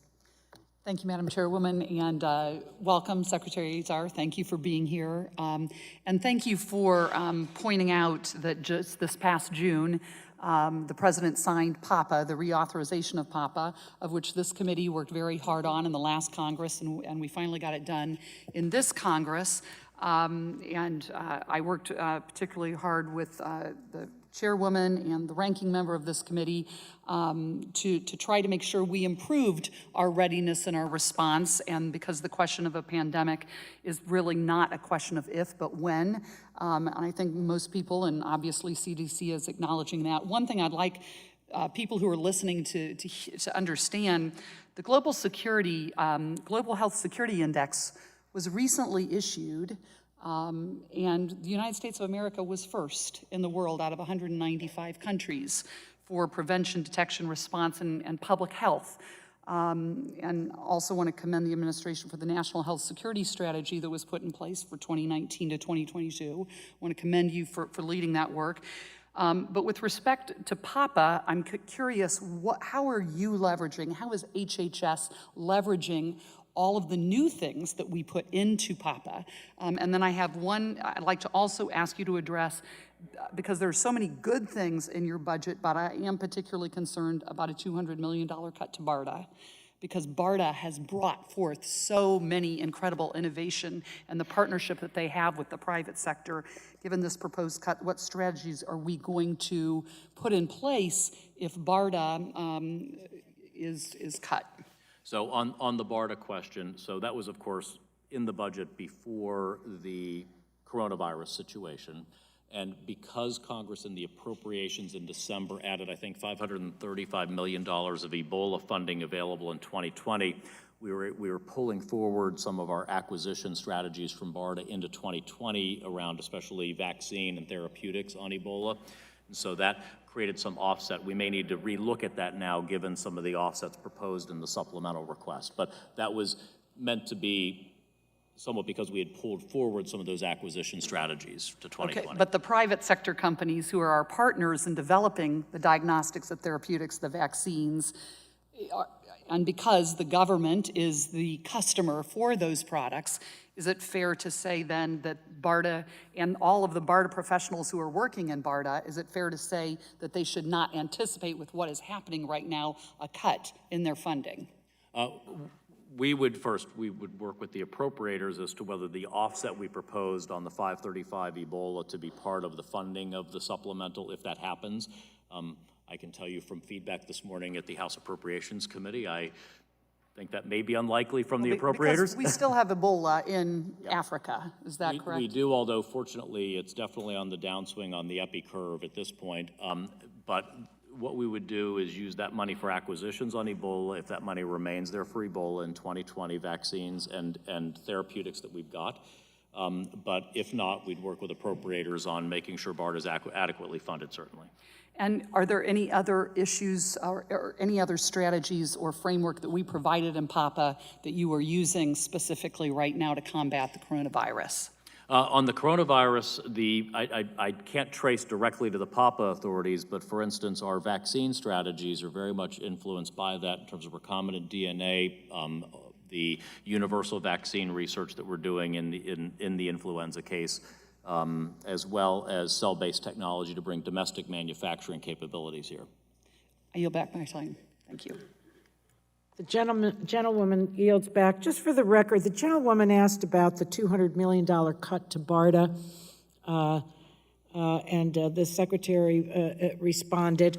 The administration, Mr. Secretary, put out the budget 10 days after, not before, after declaring a public health emergency.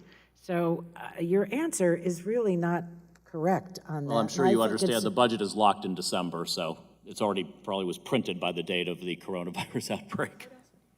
Well, you mean the administration doesn't have the ability to call it in and cross something out and say, no, we're not cutting this, we need it? I mean, that's not, come on. All right, now, the gentleman from Vermont, Mr. Welch, is recognized for 4 minutes. Thank you, Mr. Secretary. I've been here a while. Drug importation, we're very happy that you're proceeding on that. And as you know, we have a Republican governor in Vermont who's extremely interested in getting authority to do this. And they hope to have everything that's required for you sooner than the deadline. So we think it's a great opportunity. Our Republican governor and Democratic legislature wants to take advantage of this. One of the concerns that the governor has in particular, but all of us, is including insulin, and that's not included. And my understanding is that there have been some concerns raised as to whether that can be safely done. It really would make a huge difference to Vermonters. And as you know, a lot of people already drive across the border to get insulin, and even some companies do that. Our view is that the concerns about safety are always legitimate, no matter where the source of drugs. But our real request is to accommodate insulin as one of the drugs that could be imported as long as it's done safely. I wish you could comment on that and tell us what we need to do to give some relief to folks that are desperate about the cost difference. So unfortunately, insulins as an injectable product are expressly excluded under Section 804 of the Food, Drug, and Cosmetic Act, which is the provision for the Canadian importation regime that we're using.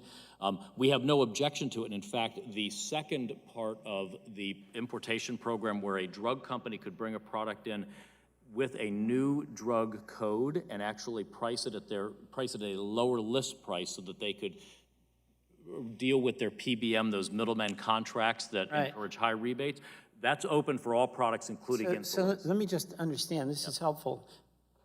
You're saying it's because of the statute? Yes, not because of a concern that HHS has? It's the statute. So as far as you're concerned, if you felt there was authority under law for insulin to be included, you'd see no reason to object to that? That's correct. We would be supportive if the statute provided for that. We believe it can be imported appropriately, but the statute does not allow me to approve an importation regime under 804 with insulins in it. So if we did an amendment to the statute to allow for insulin to be an exception, you'd be supportive of that, it sounds like. I can't formally state an administration position, but I can tell you the president wants importation. He wants it yesterday, and we're delighted the governor is working because we want shovel-ready importations programs that when we finalize a rule that we could get to work on improving. All right, so who would I follow up with in the administration?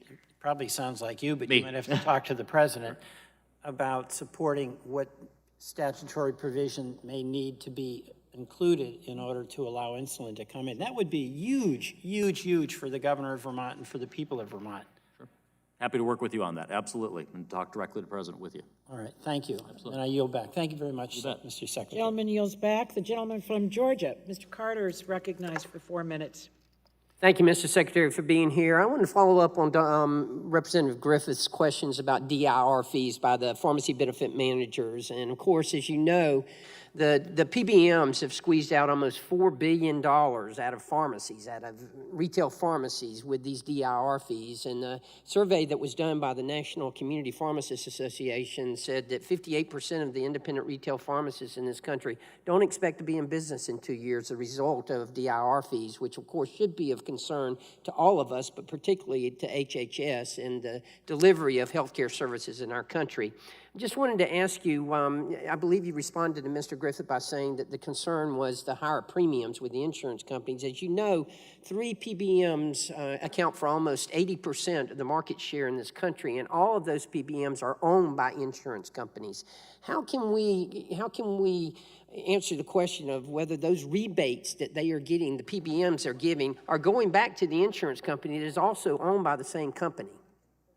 Well, that's one of the real problems we've got is we don't have PBM transparency. Absolutely. So we can't actually know where those monies are flowing. It would appear to me that that's just taking money out of one pocket and putting it in the other pocket. I mean, it's the same company, and then it's extended even more than that to include the pharmacies as well. So, the vertical integration is something that's got to be addressed. But what do you think we can do to address the DIR fees? Now, the DIR fees have been associated with higher out-of-pocket costs for recipients, and that's certainly something we have to be concerned about, and I know you're concerned about, and you have said in the past that you are. But if we can lower out-of-pocket costs, would it help to have the rebates at the point of sale? Oh, yes, it would help to have rebates at the point of sale that would lower out-of-pocket costs and pushing through, so folks understand the DIR is basically a penalty provision that the middlemen impose on the community pharmacist.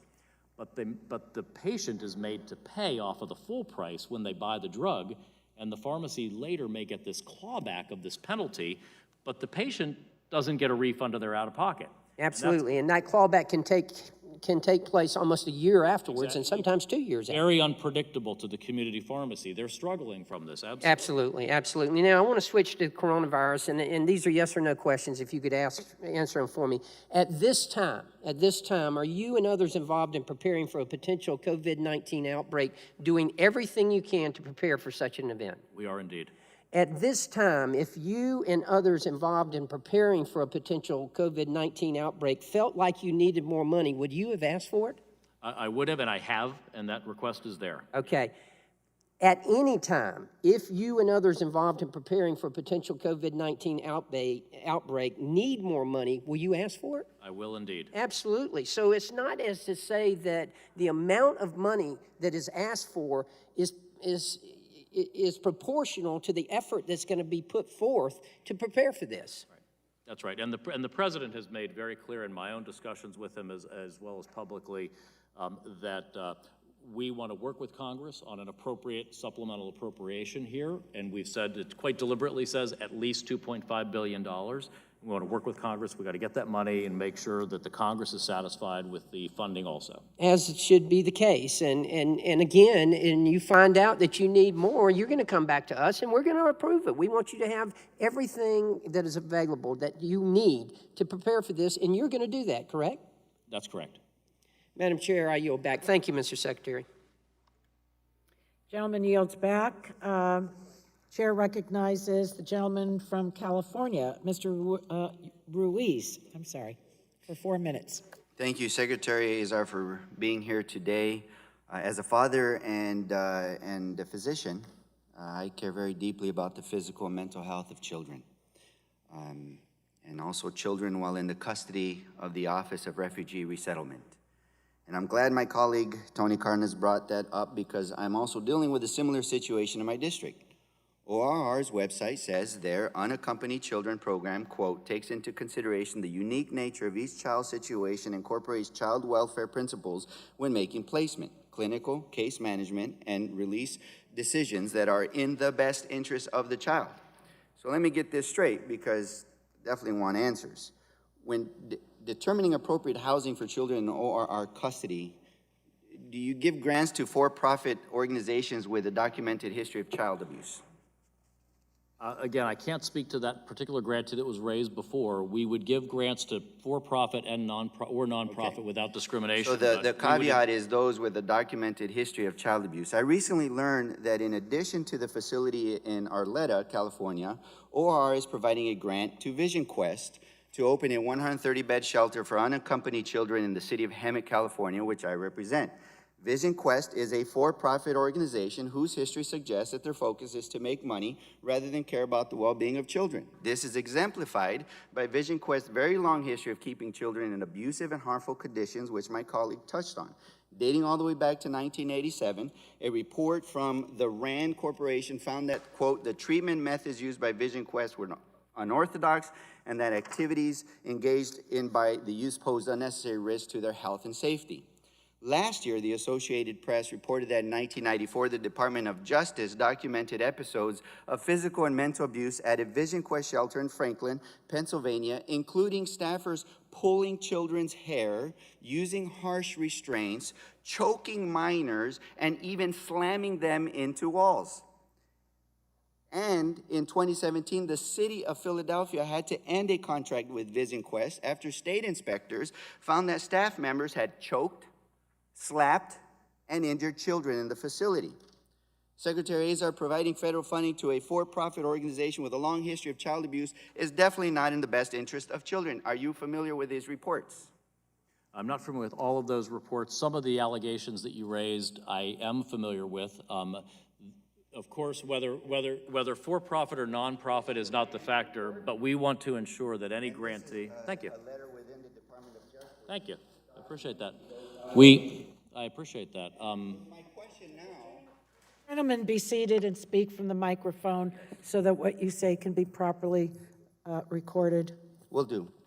So now, As I just note from 1994. Of course, But we want to make, we will make sure So any that's- grantee is appropriate to the care. that's of why I children. mentioned a long history of abuse. Well, we need to And make so sure that's correct and not that's why corrected. when you look and review at these programs, I want to ask you, what is the process? Is there transparency? How do you determine and how do you open this up to communities to determine who's going to house children with the safety of these children in mind?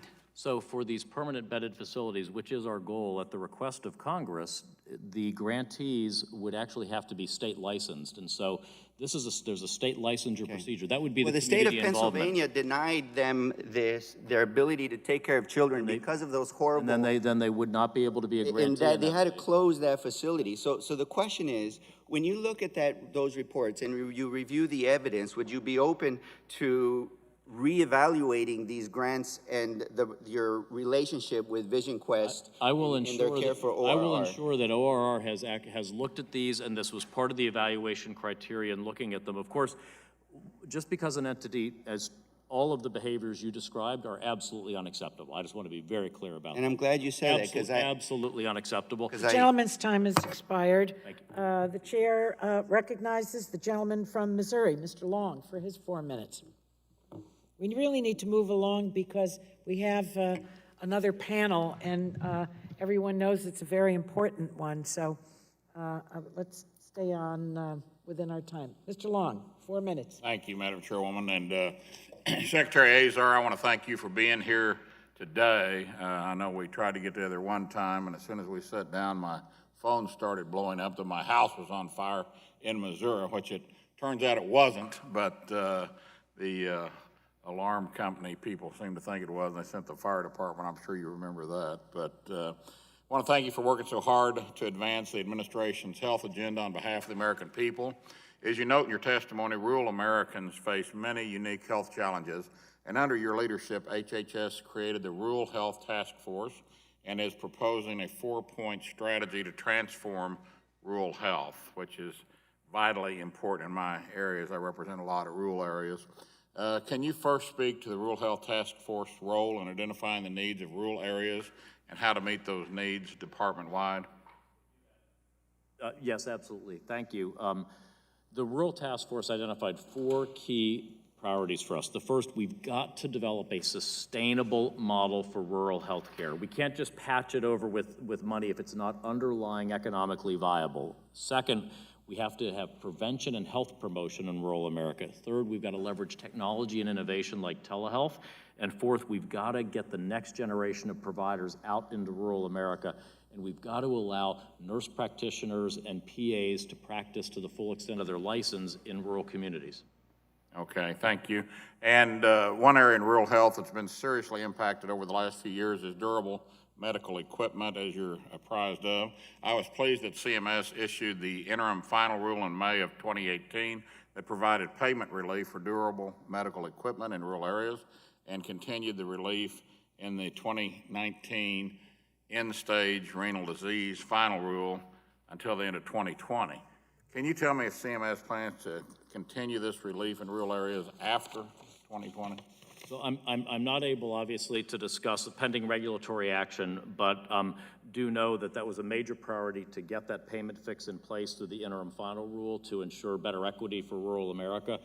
So that remains very much top of mind for us. Okay.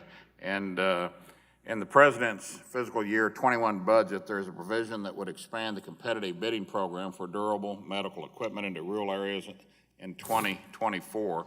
We have heard many complaints about the competitive bidding program over the years, really since its inception. Can you detail how you would like to reform the program and how it would impact rural areas?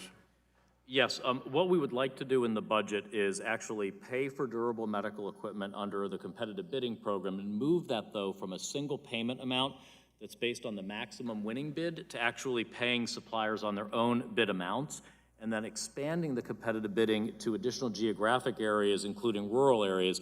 We think that would actually enhance access to DME in rural areas by allowing competition there rather than simply having to depend on the payment results secured elsewhere. We think that can solve a lot of the access challenges that we saw that we had to work to fix with the interim final regulation. Okay, and has CMS engaged with outside experts, economists, or consumer groups on this as it considers expanding the competitive bidding program? We do. We engage with stakeholders and experts before we consider any new policy, and of course, the benefit when we do notice of comment rulemaking is to get that feedback. Would you go forward with the proposal without congressional approval? I believe for some of the regional elements on competitive business, I I believe that I don't know if we require statutory authority. I want to get back to you on that as to whether the budget has that as an administrative action or a statutory request. If I could get back to you, Congressman, on that. If you would, I appreciate it, Yeah, and thank you. I yield back. The gentleman yields back. The chair now recognizes the gentlewoman from Michigan, Ms. Dingle, for her 4 minutes of questions. Thank you, Madam Chair. Thank you, Mr. Secretary. I know it's been a long afternoon. It's been nearly a month since you declared a formal public health emergency in response to the coronavirus global threat. On February 2nd, you sent a letter to Congress that you intend to use or transfer or reprogram authority to reallocate approximately $136 million from current programs. Yesterday, we got the details of those transfers, and I'd like to request unanimous consent to enter that into the record. So ordered. Thank you, Madam Chair. These include $62 million transferred out of NIH, $37 million taken from the Low Income Energy Assistance Program, and $7.5 million from the Centers for Medicare and Medicaid. Given that you plan to take $37 million from the Low Income Energy Program, do we have any estimates of how many people that's going to impact and who are going to go without heat this winter? So for the transfer and reallocation authority, that works out to a 0.2% change, and we did that across the department evenly, but then within different agencies that they selected various programs. On LAHEAP, we are now late in the season, almost at the end of February. I don't have an analysis. Can we get for the impact. record, please, what we think the impact will be, because we obviously are worried about people who aren't going to have heat. You're going to take 60, and I don't mean to be, I just have to go fast. I have 4 minutes. You're going to be taking, you took $62 million from NIH. Is that going to harm our ability to conduct medical research into new cancer treatments? I'm happy with you that opioid deaths have gone down this year. There's no one who feels stronger, maybe Annie, we're together, and meet other public health challenges. What's going to happen to those programs? So the NIH, in doing the reallocation and taking their allotment of the 0.2%, they firewalled off certain priorities, including, I know opioid research and development is one of the priorities. So it has not been cut. Pediatric cancer, right. All right. Now, I know you talked about this yesterday, but you stated in your Senate testimony yesterday that the U.S. currently has about 30 million stockpiled N95 respirators, which are masks that can help stop a person from inhaling ineffective particles, but that it might require 300 million for healthcare workers alone. This doesn't include masks, gloves, and personal protective equipment. That was yesterday. We've heard about nearly 900 more cases worldwide, 60 more deaths. Your own agency, I'm really worried, as I know the chair is, about the supply chain in this country. Your own agency has stated that 65% of N95 respirators are manufactured outside of the U.S., in China and Mexico. Yesterday, the Washington Post told us that our large group purchasing organization says we may only have a 2-week supply. I don't want to frighten anybody. We shouldn't be rushing off, but are we facing an imminent shortage of N95 respirators and other personal protective equipment? So I did want to clarify on the numbers. I told the appropriators this morning after the hearing, I learned some additional information about the number of masks that we've got. We have a higher number, but the mix is different. So we have 30 million surgical masks, the gauze masks. We have 12 million N95 NIOSH certified masks, and then 5 that are not NIOSH certified, 5 million N95. So I just wanted to clarify the data on that. One of the things we're doing with the transfer money that we discussed earlier is contracting to get contracts started with domestic manufacturers of N95 masks so that we can scale up production. But how long is it going to take to scale up that production? It will take time because we do not have as much domestic manufacturing. Is it a national security threat that 90% of our generics are coming from China? We've got this kind of shortage. What are we going to do, and I'm out of time, to help bring the kind of production of these kinds of essentials to this country so we're not dependent on anyone else? Gentlewoman's time has expired. Who's next? No one on the Republican side? Okay. The chair recognizes the gentlewoman from Delaware, Ms. Blunt Rochester, for 4 minutes. Thank you, Madam Chairwoman, and also welcome, Mr. Secretary.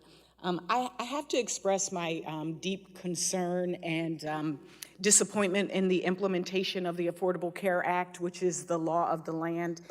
It appears that the Department of Health and Human Services has made it harder for Americans to access and afford the vital health insurance coverage that they rely on.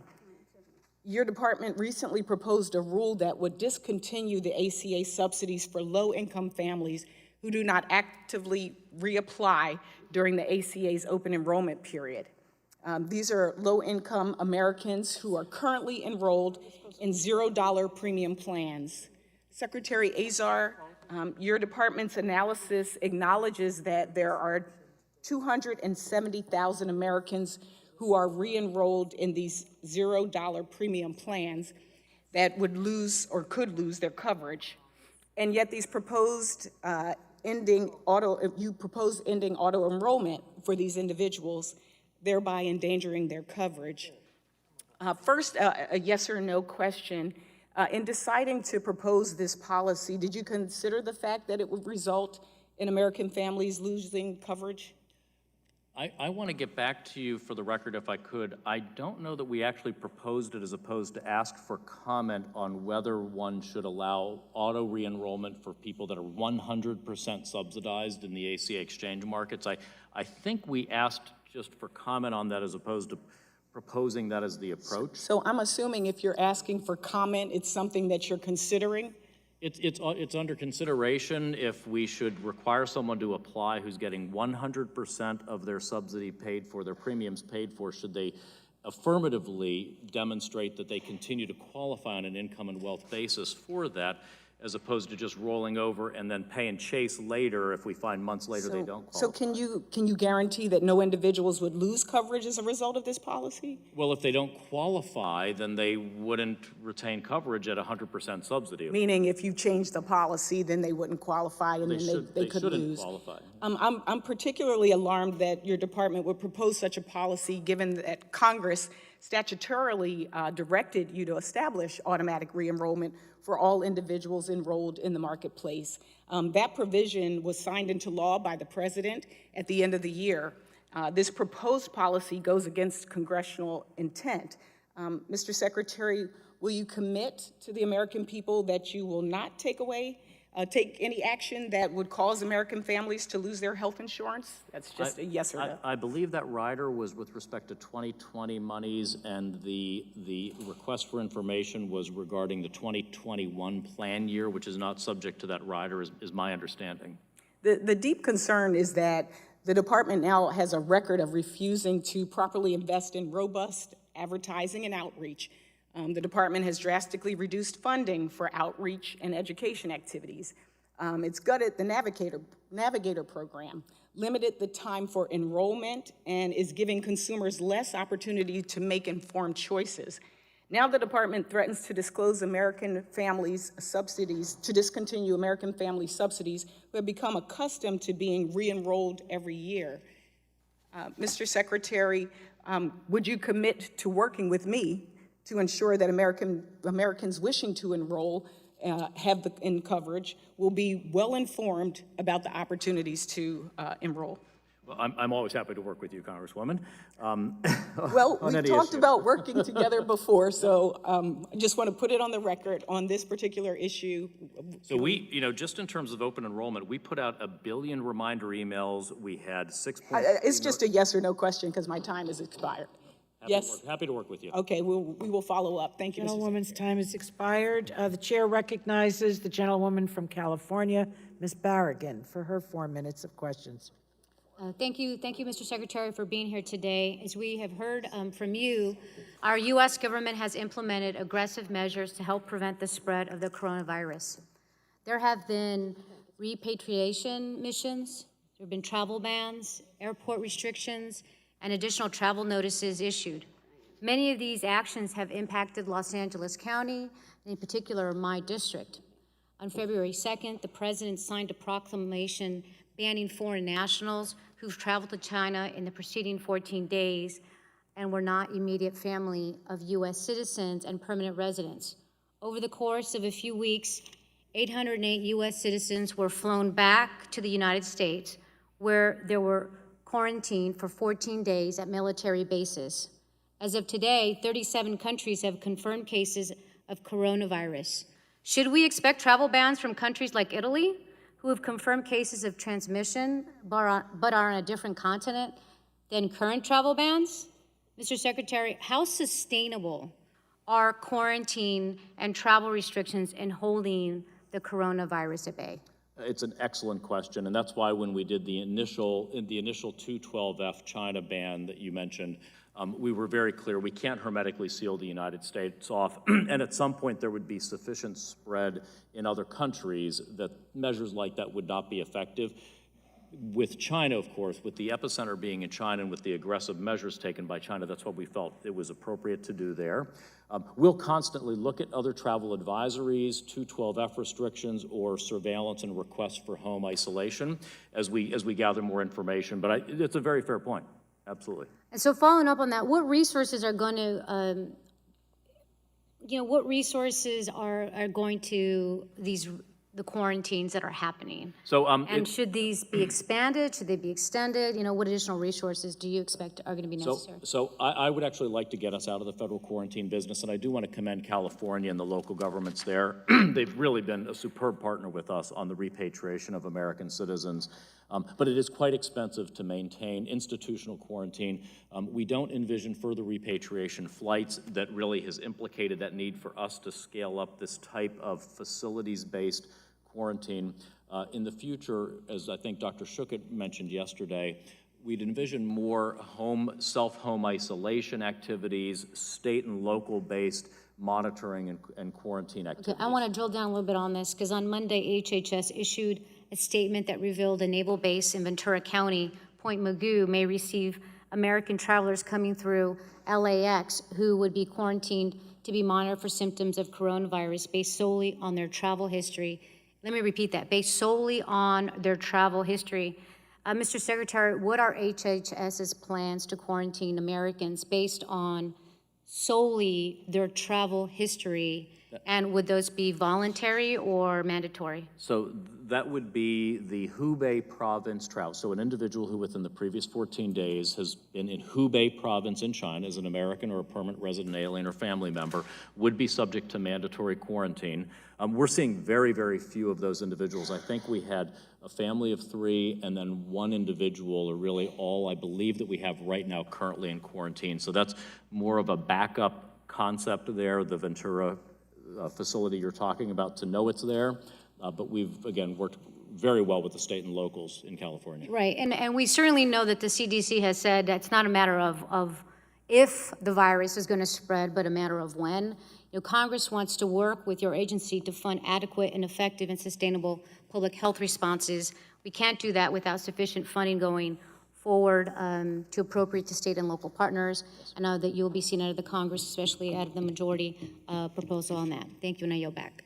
Gentlewoman's time has expired. The chair recognizes the gentlewoman from New Hampshire, Ms. Custer, for her 4 minutes. Thank you, Madam Chairman, and Secretary Azar, thank you for appearing before our committee. There is a lot going on, both in your budget and with our concerns about the coronavirus, so I'll move through this quickly. The key to a public health crisis, as you well know, is trust and credibility, and my point is it would be helpful for clear, easy to understand, credible updates from this administration to both us as policymakers and members of Congress and to the American people. And it would be even more preferable if the statements by the President of the United States did not contradict the statements of the scientists and physicians at the CDC and in your department. My time is limited. I want to jump right in on the administration's continuing efforts to undermine the Affordable Care Act's consumer protections for people with pre-existing conditions. The administration, and your testimony today, claims to support protections for pre-existing conditions, but with all due respect, the facts speak for themselves. This administration has repeatedly taken action, including court proceedings, to undermine protections for people, including my constituents, with pre-existing conditions. Your department finalized a rule to expand junk plans that do not provide protection for people with pre-existing conditions and issued a 1332 waiver guidance creating new standards inconsistent with congressional intent. The guidance allows states to increase consumers' costs, reduce coverage, and undermine protections.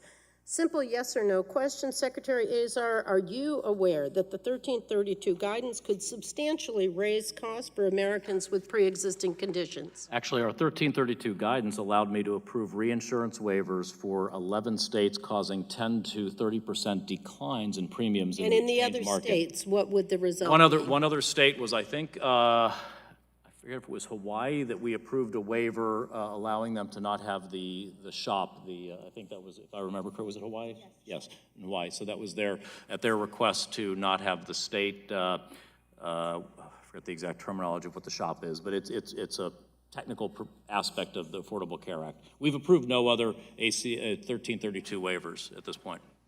And will you commit not to approve waivers that would jeopardize the health and well-being and the financial well-being of Americans with pre-existing conditions? You can't waive the protection against pre-existing conditions under 1332 or otherwise.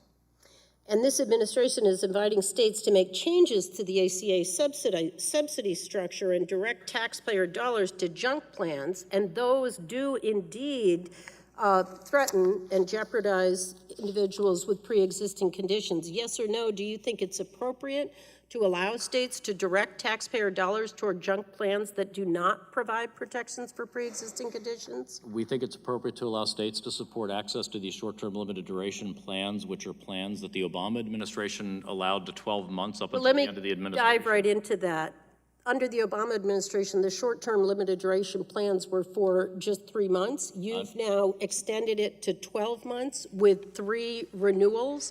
That's not the same condition? I'm afraid that's actually not correct. The Obama administration had them for up to 12 months up until the very end of the administration when they passed a midnight regulation shortening it to 3 months. To 3 months, that's my point. Right at the very end. They were perfectly fine with it. My point is it was 3 months, and you have allowed for extensions for up to 3 times. That is 4 years, and we had people testify here that they did not even have notice that their pre-existing conditions were not covered, and even insurers that said to them that if they didn't know they had a pre-existing, that they should have known. So this is something we need much more work on. I am to protect consumers with pre-existing conditions. Thank you. One correction, it's 12 reinsurance waivers, not 11. The gentlewoman's time has expired. The chair recognizes the gentlewoman from Illinois, Ms. Kelly, for 2 minutes. And I just want to instruct the members, we have 2 more to question, and they've agreed to limit their time to 2 minutes each. We will then take a very short break, maybe 5 minutes, to reset the witness table for the next panel and allow the secretary to take at least a few-minute break. All right, so now we'll recognize the gentleman from Illinois, Ms. Kelly, for 2 minutes. Thank you, Mr. Secretary, for being here. I wanted to talk about 2 issues that I've paid a lot of attention to and have actually ravaged communities of color across the nation. One is maternal mortality, and the other is gun violence. President Trump has expressed concerns about maternal deaths and following mass shootings. Last year, he called for bipartisan solutions to reduce gun violence. But we in Congress have come up with bipartisan solutions for both. I've worked with my colleagues on the other side of the aisle on a bill to expand Medicaid to provide postpartum coverage for a full year, and Congress appropriated and President Trump signed into law $12.5 billion in funding for the CDC to study gun violence. Yet, your administration seeks to slash funding to and block grant Medicaid, implement more restrictive eligibility criteria for Medicaid recipients, and completely zero out funding for gun violence research. Secretary, are you aware, yes or no, that the budget contains a proposal that would allow states to impose an asset test on pregnant women in Medicaid? It's pages 112 to 113 of the HHS budget in brief. I'd want to look at that and get back to you on that. I'm not aware of that particular provision. Okay. We do have the proposal similar to what you just mentioned for Medicaid that would allow states an option to cover pregnant women for 1 year after birth if they're suffering from substance use disorders. That's another part of the maternal mortality initiative. Yeah, that proposal will cut Medicaid's funding by $2.2 billion. That's because it would cause a lot of people, including pregnant women, to lose their Medicaid coverage. So Maybe you can't answer. So that's a spending provision, the one I just mentioned. It would actually expand. Right now, they can only get 60 days coverage postpartum. This would allow that coverage for up to a year as a state option in a non-budget neutral way, I believe. Well, my time's up. So. Gentlewoman's time has expired. That legislation that we took up here is awaiting floor approval of the gentlewoman has been a leader on this for long before the rest of the members even knew that we had this horrible statistic in our country. Last but not least, the gentlewoman from Florida, Ms. Castor, for her 2 minutes. Thank you, Madam Chair. Mr. Secretary, the administration is urging the federal courts to strike down the Affordable Care Act in its entirety, including the protections for more than 130 million Americans who have a pre-existing health condition. I think my neighbors back home would want me to relay to you how dangerous that is, how angry they are about it. They do not want to return to the days when insurance companies could discriminate against them if they had asthma, a cancer diagnosis, some other pre-existing condition. They don't want to return to the days where an insurance company can cancel them if they get sick. And I think the coronavirus now highlights the importance of consistent health insurance coverage that has a floor of essential health benefits, and it really shines light on these junk plans. Your department has finalized a rule to expand the short-term limited duration junk plans. They're not required to cover pre-existing conditions. You acknowledged that in your last budget hearing in front of this committee. And a couple of studies have come out recently, a Georgetown Health Policy Institute study, one commissioned by Leukemia and Lymphoma Society that kind of highlights the abuses here. Is the department conducting any oversight on the abuses of these junk plans, the abuses in marketing, false promises?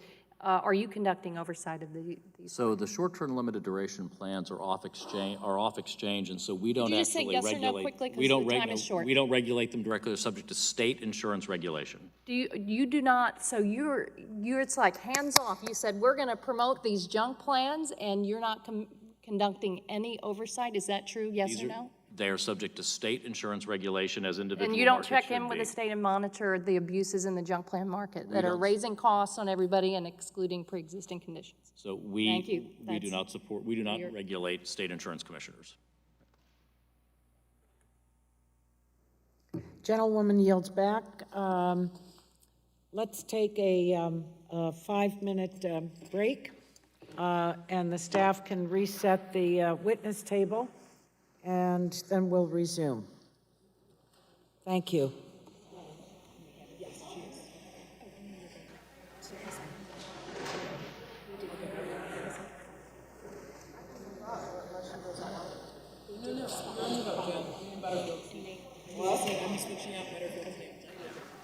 Did you ask somebody? Hey, so good to see you again. Sorry, my number was I get it.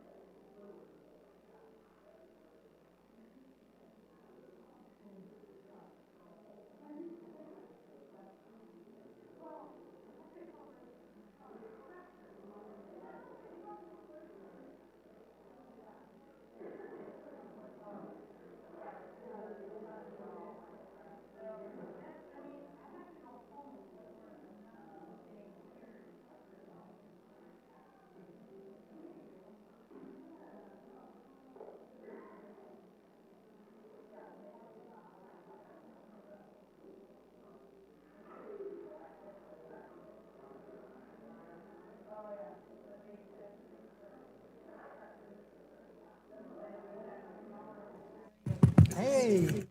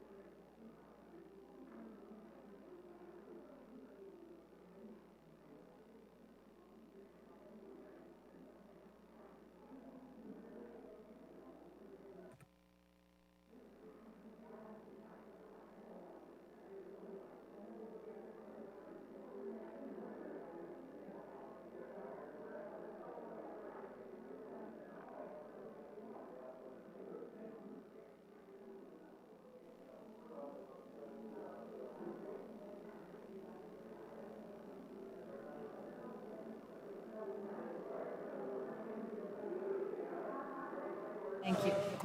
Okay. Here's the.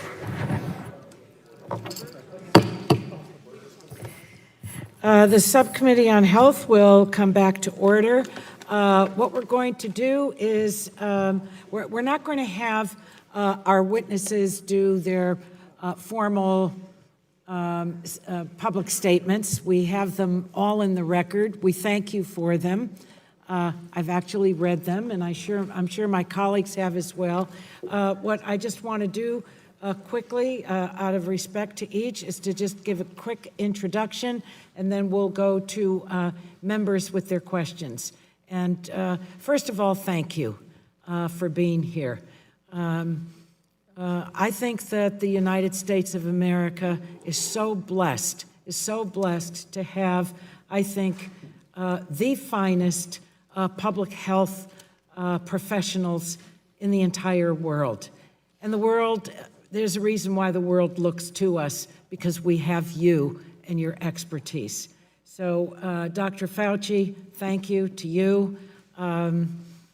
We just, America can't live without you, really. Dr. Hahn, welcome to you. I think this is the first time that you're before the committee, and we'll make it really pleasant for you. We won't do to you what we did to the Secretary. Mr. Secretary, welcome back to the table. Dr. Kadlec, welcome to you. And to Dr. Redfield from the CDC, thank you for being here, and thank you for collectively for what you've done to help to brief the Congress during this. Now, is it my turn to ask? Yep. Okay. Let me start with the, obviously with the coronavirus. I started out earlier today saying that confusion is the enemy of preparedness. I do not put confusion at the doorstep of Dr. Fauci, Dr. Hahn, Dr. Kadlec, and Dr. Redfield. I think that you have done an excellent job in advising, briefing the Congress, and for the work that you're doing. I think we have some problems with the administration because the professionals say one thing, and then there's confusion on the other side. I hope that something else will happen too, and that briefings be held in public so the American people can hear you. I hope as we move through this challenge that the American people will come to know you the way we do, and that we elevate the level of confidence and trust that I know you can engender, but I don't think it's there now. There's confusion. Markets are roiling. It's not only because of confusion, but there are many matters at hand. But you, the scientists, the doctors, the American people couldn't be better served. They just couldn't be better served. So thank you to you for your especially important service right now.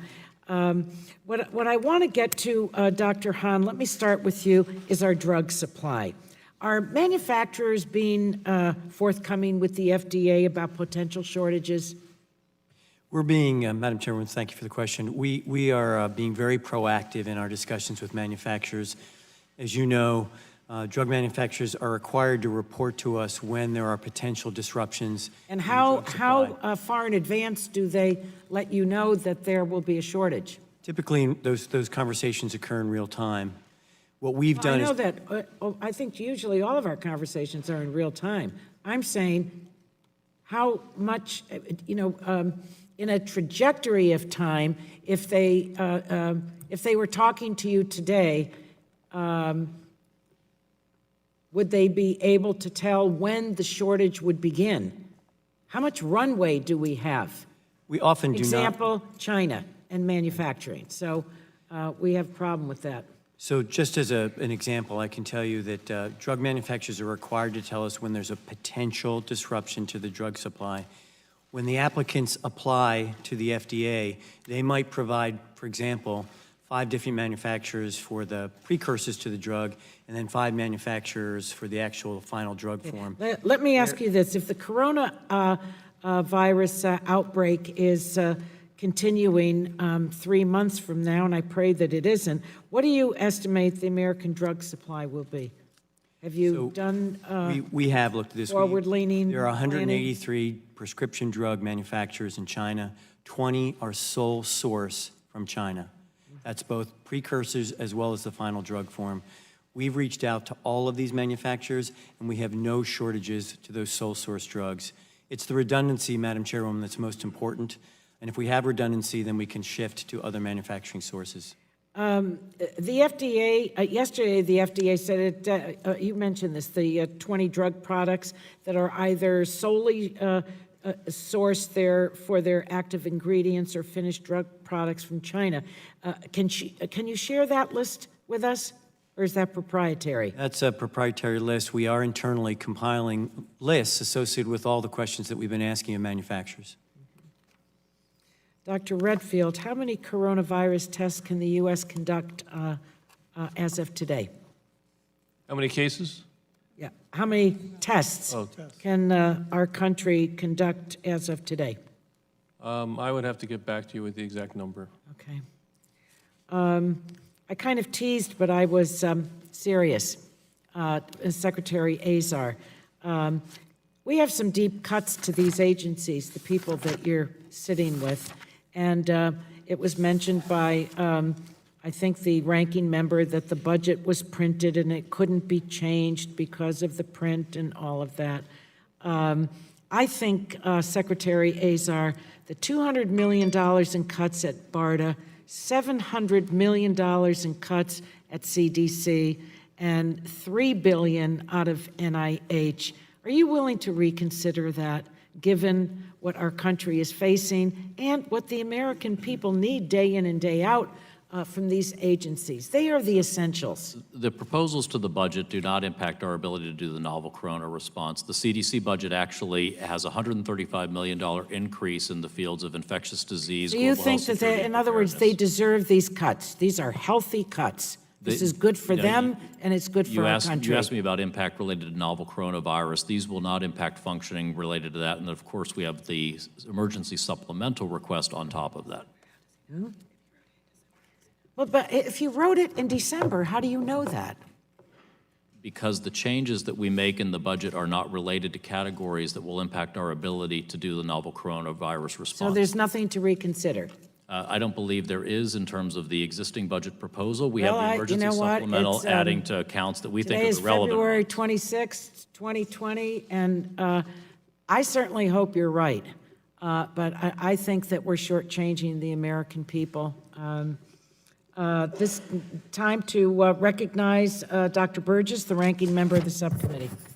I thank the chair. I would just point out we are the United States House of Representatives. All spending bills originate in the United States House of Representatives, so it's certainly well within our power to provide the level of spending that you all request. The House is just now doing its budget, several months after the administration did its budget. I will be testifying to the Budget Committee tomorrow. I think if people have concerns, they ought to bring them up to the Budget Committee. I just hope we will actually have a budget debate and vote on a House budget, because we haven't in several previous years. But I do want to thank the panel for being here today. This is critically important. The chair is correct that people do need to see, and this needs to be public. That's why we have hearings, because hearings are on the record and are public, which is why several weeks ago I suggested we have this hearing, and I'm glad we're having it today. Secretary Azar, you were testifying on the budget before. You did take some questions on the issue of the Office of Refugee Resettlement. Just off the topic of Corona, can I say I have been fortunate enough to visit a number of your facilities provided by Office of Refugee Resettlement, and I think we are fortunate to have the men and women who are working in those facilities, and would you just please convey to them my thanks, because I do think they do a good job, and we would be much the worse without them. I will, and that will mean a great deal to them. Thank you. Dr. Hahn, you and I had talked a little bit somewhat earlier about the supply chain and the active pharmaceutical ingredients that we import from overseas, and the fact was that there was an adequate stockpile as sort of this story began to evolve several weeks ago. Or to the extent that you can tell us, how are things looking now as far as the stockpile that companies have available, as far as the active pharmaceutical ingredient? Thank you, Representative Burgess. As we discussed before, we've received no reports of shortages and found no shortages in prescription drugs coming from China. And we have discussed this with manufacturers and pharma companies, and adequate supplies currently exist. So can I just offer this observation, since, and I've been on this subcommittee for a long time, and we've had this discussion in other guises in other times. And if there's ever any silver lining to this cloud, it may be that we recognize that we need to bring some of that manufacturing back within our own shores, so that we're responsible for we have the responsibility for those active pharmaceutical ingredients. And I know this is something the president is focused on, and part of his rebuilding of America. This is, I think, work that this subcommittee has done in the past. I think it's something that we really need to take very seriously. We had some hearings on continuous manufacturing a few weeks ago, and I think that is another aspect of this where perhaps some attention to the continuous manufacturing, but the main thing is make it here, so we're not dependent on a sole source from another country, whether it be in difficulty from an infection or just simply out of sorts with the United States at the time. It does jeopardize our people, and I do think we need to recognize that. And again, that's not a criticism of this panel. We have known about that on this subcommittee for a long time, and it's just, we haven't acted. Now perhaps we will. Dr. Redfield, I would like to ask you, and we've heard several times, the World Health Organization was able to finally get into China and assist them, and now that report is going to be coming back. Are you satisfied with the level of interaction that you've had with your Chinese counterparts? Because the CDC itself was not allowed to go in. Is that correct? It was only as part of the World Health Organization? We were able to have a representative on the Gorn team that went to China to do the investigation. I've had regular conversations with my counterpart, the head of the CDC in China. We've had good exchange of scientific information. We do have a CDC office in Beijing, China, that's there, and they continue to have good interactions with those colleagues. So you think there is working with the state and local folks? There's good scientific interaction between us. And Dr. Hahn, let me just come back to you for a moment and thank you for the the work you're doing on getting a laboratory-developed test, that is critical. They can't all be done at the CDC. We're going to have to be able to get those tests done rapidly in the field for our people on the front lines. But to the extent that, is there any evidence that there's any sort of hoarding behavior going on with things like personal protective equipment or pharmaceuticals? Is that something about which we need to become concerned? In terms of the supply for, Yes. yeah, we have reached out to manufacturers, and we're aware that spot shortages can and have occurred. However, currently we know of no overall shortage related to PPE. However, this is a very dynamic situation, as I mentioned at yesterday's press conference, that we are likely to see some pressure, particularly on the demand side here. Is there We're anything working very closely with manufacturers on this. Okay, is there anything you can do to prohibit or prevent, not prohibit, but prevent hoarding activity by people who might just be buying up equipment? Well, the department has led an all-department effort to communicate to providers and hospitals regarding this issue, and we have recommended following CDC guidelines with respect to the use of particularly respirators, where it seems to be the most pressure. Okay, thank you. Gentleman's time has expired. It's a pleasure to recognize the gentlewoman from Colorado, Ms. DeGette, for her 5 minutes of questioning. I thank the chair for including some of the other subcommittees in this. As 4 of the 5 of you well know, that we've been having hearings in the Oversight Subcommittee for years on these issues. It's what keeps me up at night. The most recent hearing we had was on December 4th about seasonal flu and pandemic flu. And lo, here we are. And what I'm concerned about is we're still not any more prepared than we were on December 4th. And so that's what I want to talk about. Back in 2005, we had a national blueprint for biodefense, or 2015. Some of you recognize this document. Our now colleague, Donna Shalala, had your job, Mr. Secretary, and in this blueprint for defense, what they did was they said, we need to have it, in case we have some kind of a pandemic, we need to have a clear line of authority to make these decisions. Are you aware of that, Mr. Secretary? I wasn't aware of Secretary Shalala's recommendation in But that are you blueprint. aware of this blueprint? I'm aware of the blueprint. I wasn't aware. Okay. I wasn't Well, remembering that recommendation. So this is what I want to ask you, because I just got back from Japan on Monday, and so we were really looking at the Diamond Princess incident. And here's what I was concerned about is you had all these people sitting in this petri dish of a ship for a long time. The CDC said that people should not be flown back to the U.S. from that ship. And then apparently the CDC was overruled by the State Department. So here's my question. You're the chairman of the President's Task Force on the novel coronavirus. Who's in charge? Are you in charge? I'm in charge, but in Japan, the deputy chief of mission, who is the charge d'affaires, who Right. made that decision, has full authority of the President of the Right. United So States that's- when in a foreign country. That's the problem. No, that- Well, yeah, it is, and I'll tell you why that's the problem. Because you're the head of the panel.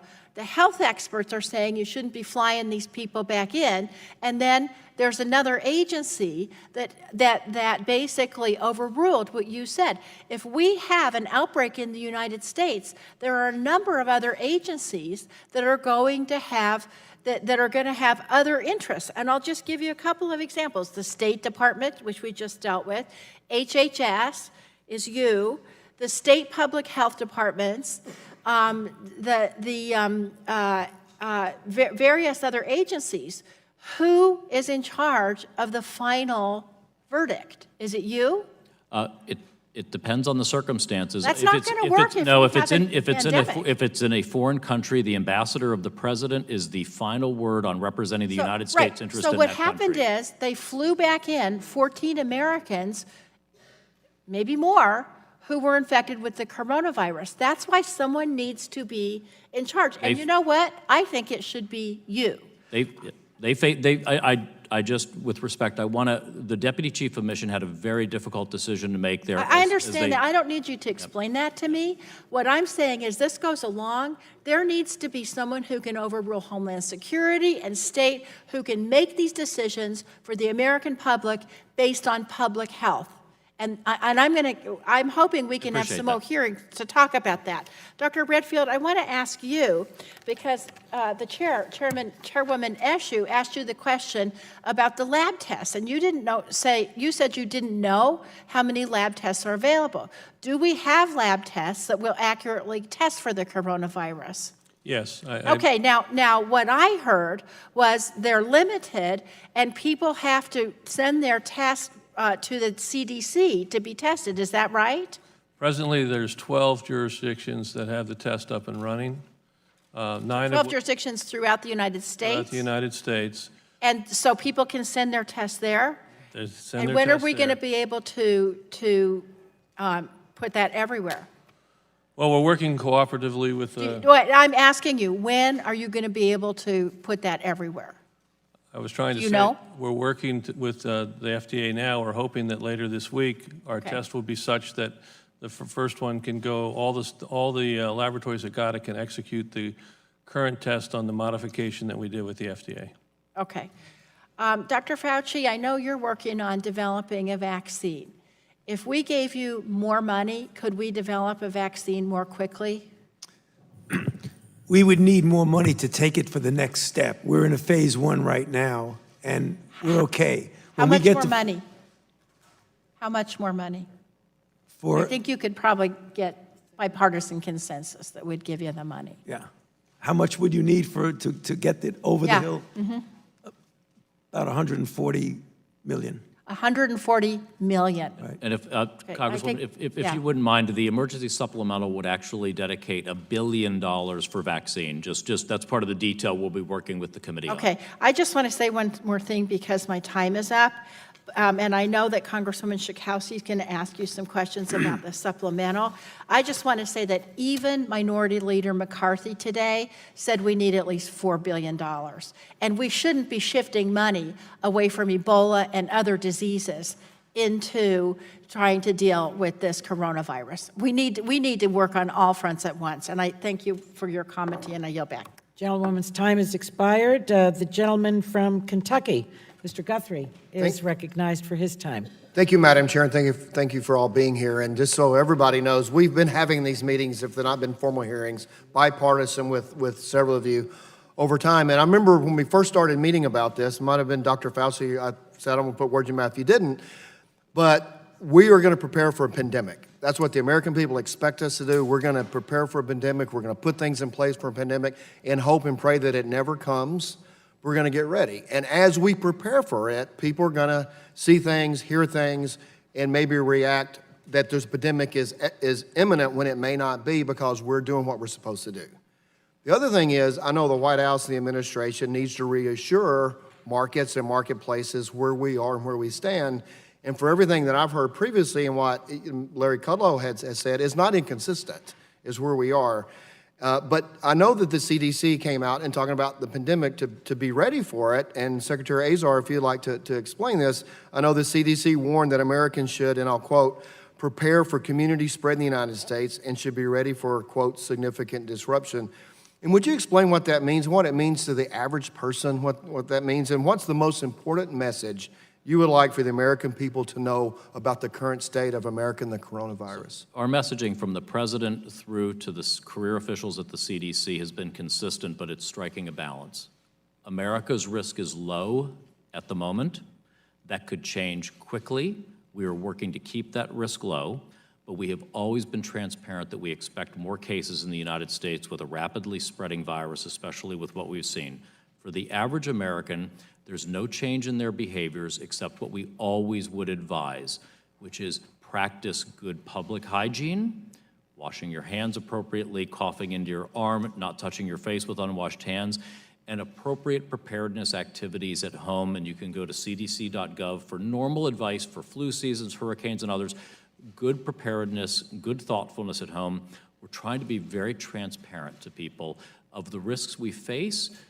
even if we're at a low-risk situation now, so that so people aren't surprised, so that they know what we're dealing with and what uncertainties we're dealing with.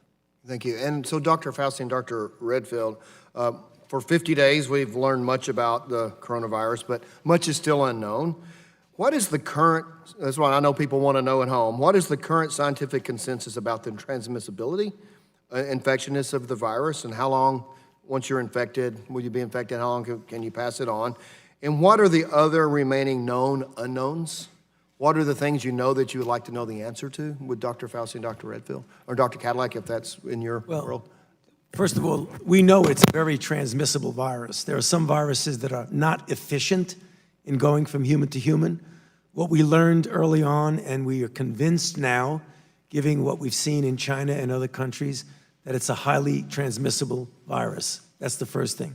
The second thing, when you say how long a person is infected after they get infected, that's something that's still up in the air. And the way you get the answer to that is you try and isolate virus, what we call shedding, for a period of time. And we know that there are individuals who are actually able to transmit when they are without symptoms, before they get symptoms. What we don't know yet, and I think we're going to get information from the group, including the CDC individual and one of my people who was in China with the WHO group, what the extent of that transmissibility is from an asymptomatic person. Is it minor, part of the driving of the outbreak, or is it significant? That's going to be a very important thing that is currently an unknown. And Bob, you want to take up? I concur with Dr. Fauci. I think the biggest challenge we have right now is what is the relative infectivity, whether before you get sick, are you more infectious before you get sick, or are you more infectious after you get sick? We are tracking these patients that we do have in this country to see how long they actually have a virus that can be isolated from their respiratory secretions. It's probably going to be longer than many of us originally anticipated. I think at this stage we have an individual's out about 18 days from the time they initially actually got sick. So I think these are key questions, and we continue to try to get the data to answer them. So are there other things that you are looking to know that you don't know, that you know that you don't know, that you're trying to find the answers to? Well, I think one of the other areas from the CDC's point of view is try to understand the methods of transmission. Is it all respiratory transmission through droplets? Is there fomite transmission? For example, can this virus survive on certain surfaces long enough for somebody else to come down, put their hand down, and then touch their face? It's not clear right now what the relative components of, say, droplet transmission is to fomite transmission. Thank you. My time's expired. I'll yield back. The gentleman yields back. Where are we? Oh, I see. The gentlewoman from Illinois, Ms. Schakowsky, is recognized. Thank you. As all of you know, the World Health Organization has declared the coronavirus outbreak a global health emergency, and our administration now has declared it a public health emergency. Yet, Secretary Azar, we've talked about this, you've heard about it. The Trump administration asked Congress for just $2.5 billion to combat a disease that the CDC, at the CDC's director, Nancy Messonnier, warned could severely disrupt daily life and could severely and could cause severe illness in the United States. So in that request, you did not, as I understand, include, we're not specific about surveillance for testing kits that actually work, because not all of them have, and for treatment. Instead, you suggested robbing $500 million from the United States response to Ebola epidemic, which actually still is raging in places. So I find it incomprehensible that you're asking for a molehill when what we really need is a mountain of support here. Secretary Azar, yes or no, do you agree with the President of the United States that the coronavirus is very much under control in the United States, unquote, and will, quote, go away, unquote, by spring? He did not say the last part that you just said. He said, we hope it will go away with warmer weather. I hope everybody here would hope it would go away with warmer weather. The virus in the United States has been in a contained situation to date, but that can change. As Dr. Messonnier said, we expect more cases, and we expect that we will see at least limited community transmission of the virus in the United States. Let me ask you another question. My hometown of Chicago reported the first human-to-human transmission of the coronavirus in the United States. And though the Illinois and Cook County and Chicago Departments of Public Health have expertly, I would say, handled over our two coronavirus cases, they have not received any reimbursement or financial assistance for the work they've done. I just met with the Director of Public Health in Chicago, who said they're spending $150,000 per week to respond to this. Will the United States in the $2.5 billion be able to help local and state health officials who have already spent lots and lots of money trying to deal with this? So yes, that is actually part of the supplemental request, is to fund state and locals, in addition to the $675 million FEP money they already have received for many years. Illinois, of course, received each year $16.3 million for exactly these activities, but we want to give additional funding through the supplemental request for those activities. Well, that's really good news. Thank you. Secretary Azar, will your $2.5 billion be enough to help healthcare workers in hospitals and nursing homes, or the home care workers who have to care for quarantined individuals? In what respect are you asking? Well, I mean, salaries, because they're already paid. I'm just curious. I want to. No, I mean, if there are elements we need to add to our request, we'll be glad. There may be a lot of Congress additional costs that people that work in hospitals, and they may have to hire more people. Is there any help that's going to be for staffing?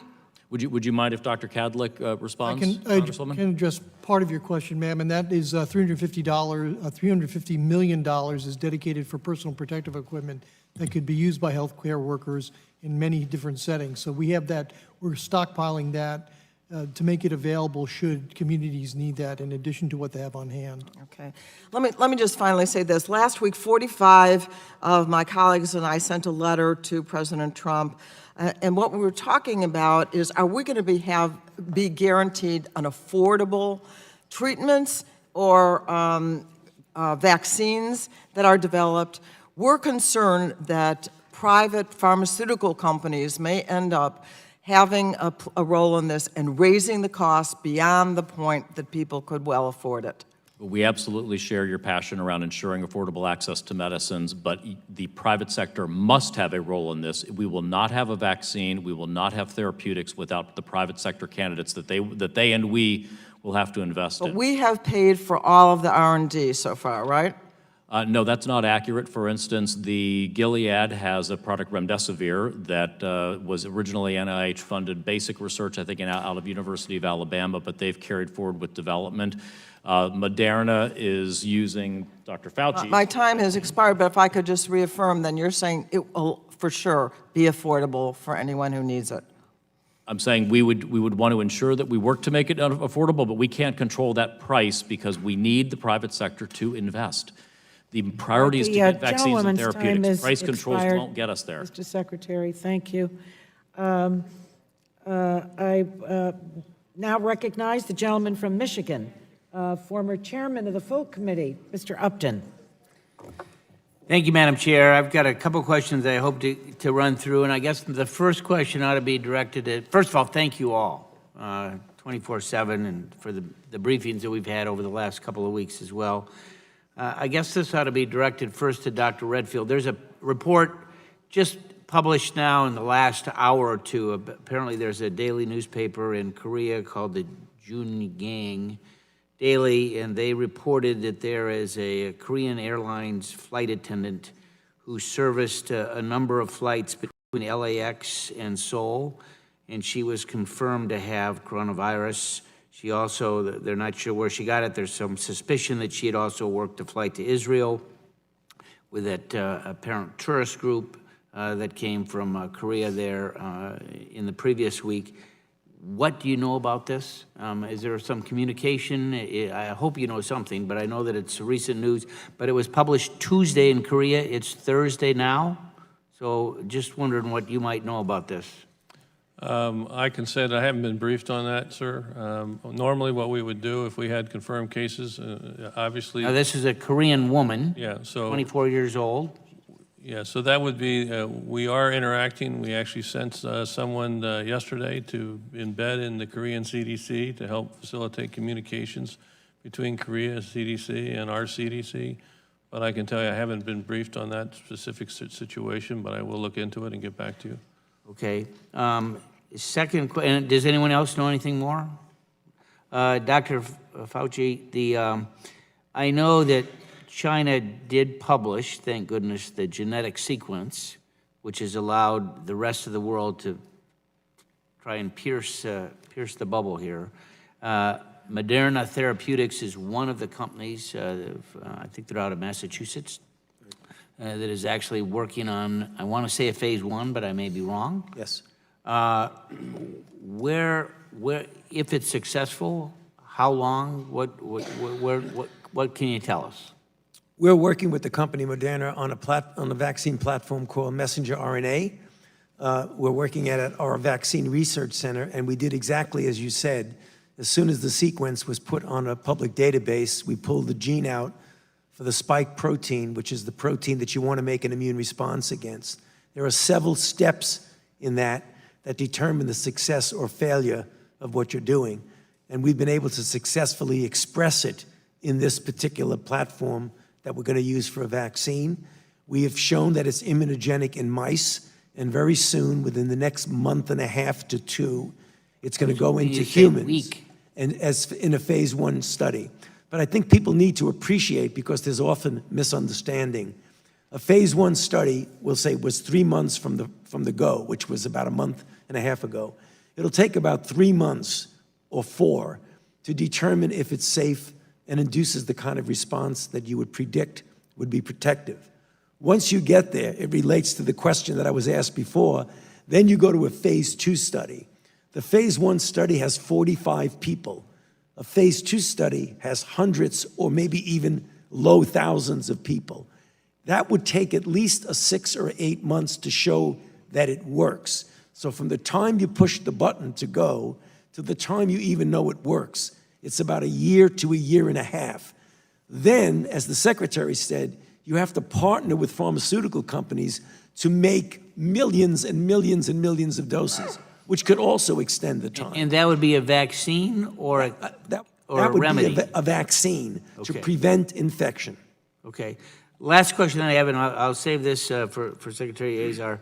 A couple weeks ago, my colleague Debbie Dingell and I sent a letter to the administration. You were copied on it as it relates to the supply chain of companies with operations in China, specifically Wuhan province. A lot of us are concerned about products that are made there. Auto State, Michigan, we got a lot of different things that are there. I know Apple, as an example.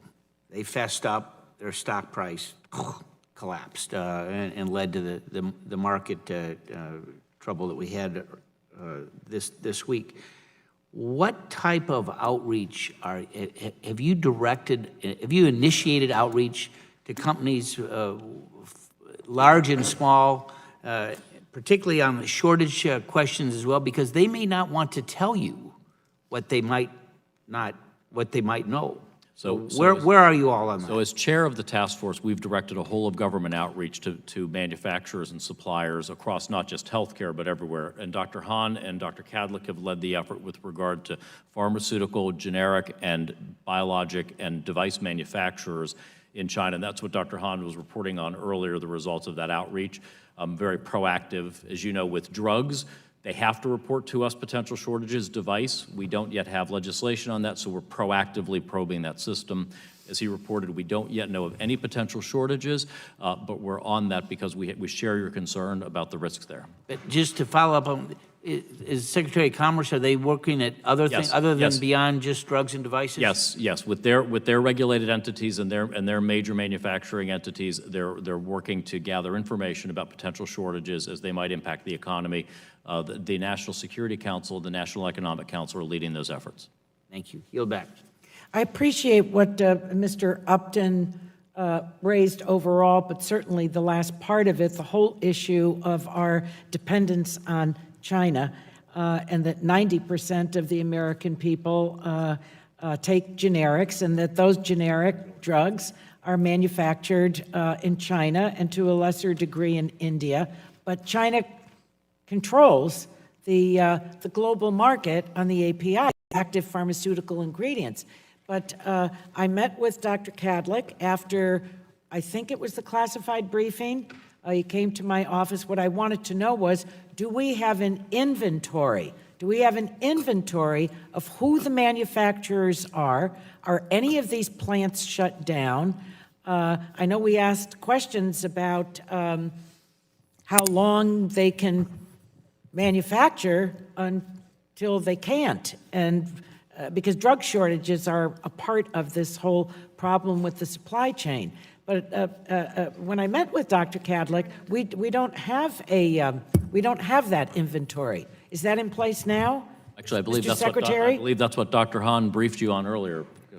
We do have an inventory? We have reached out to the manufacturers. We have to do that proactively because there are not requirements, for example, state of operations that are required to report to us. But if we inspect manufacturing plants, don't we know who they are? Yes, we do. Don't we have a list of them? Yes, we do. We do. Yes, we do. What's the difference between that and the question I asked then? So we have a list of manufacturers that have been given to us by pharmaceutical companies who manufacture both precursor product and final drugs in China. But there may be 5 or 6 for each of these drugs, and they might be around in different countries. I see.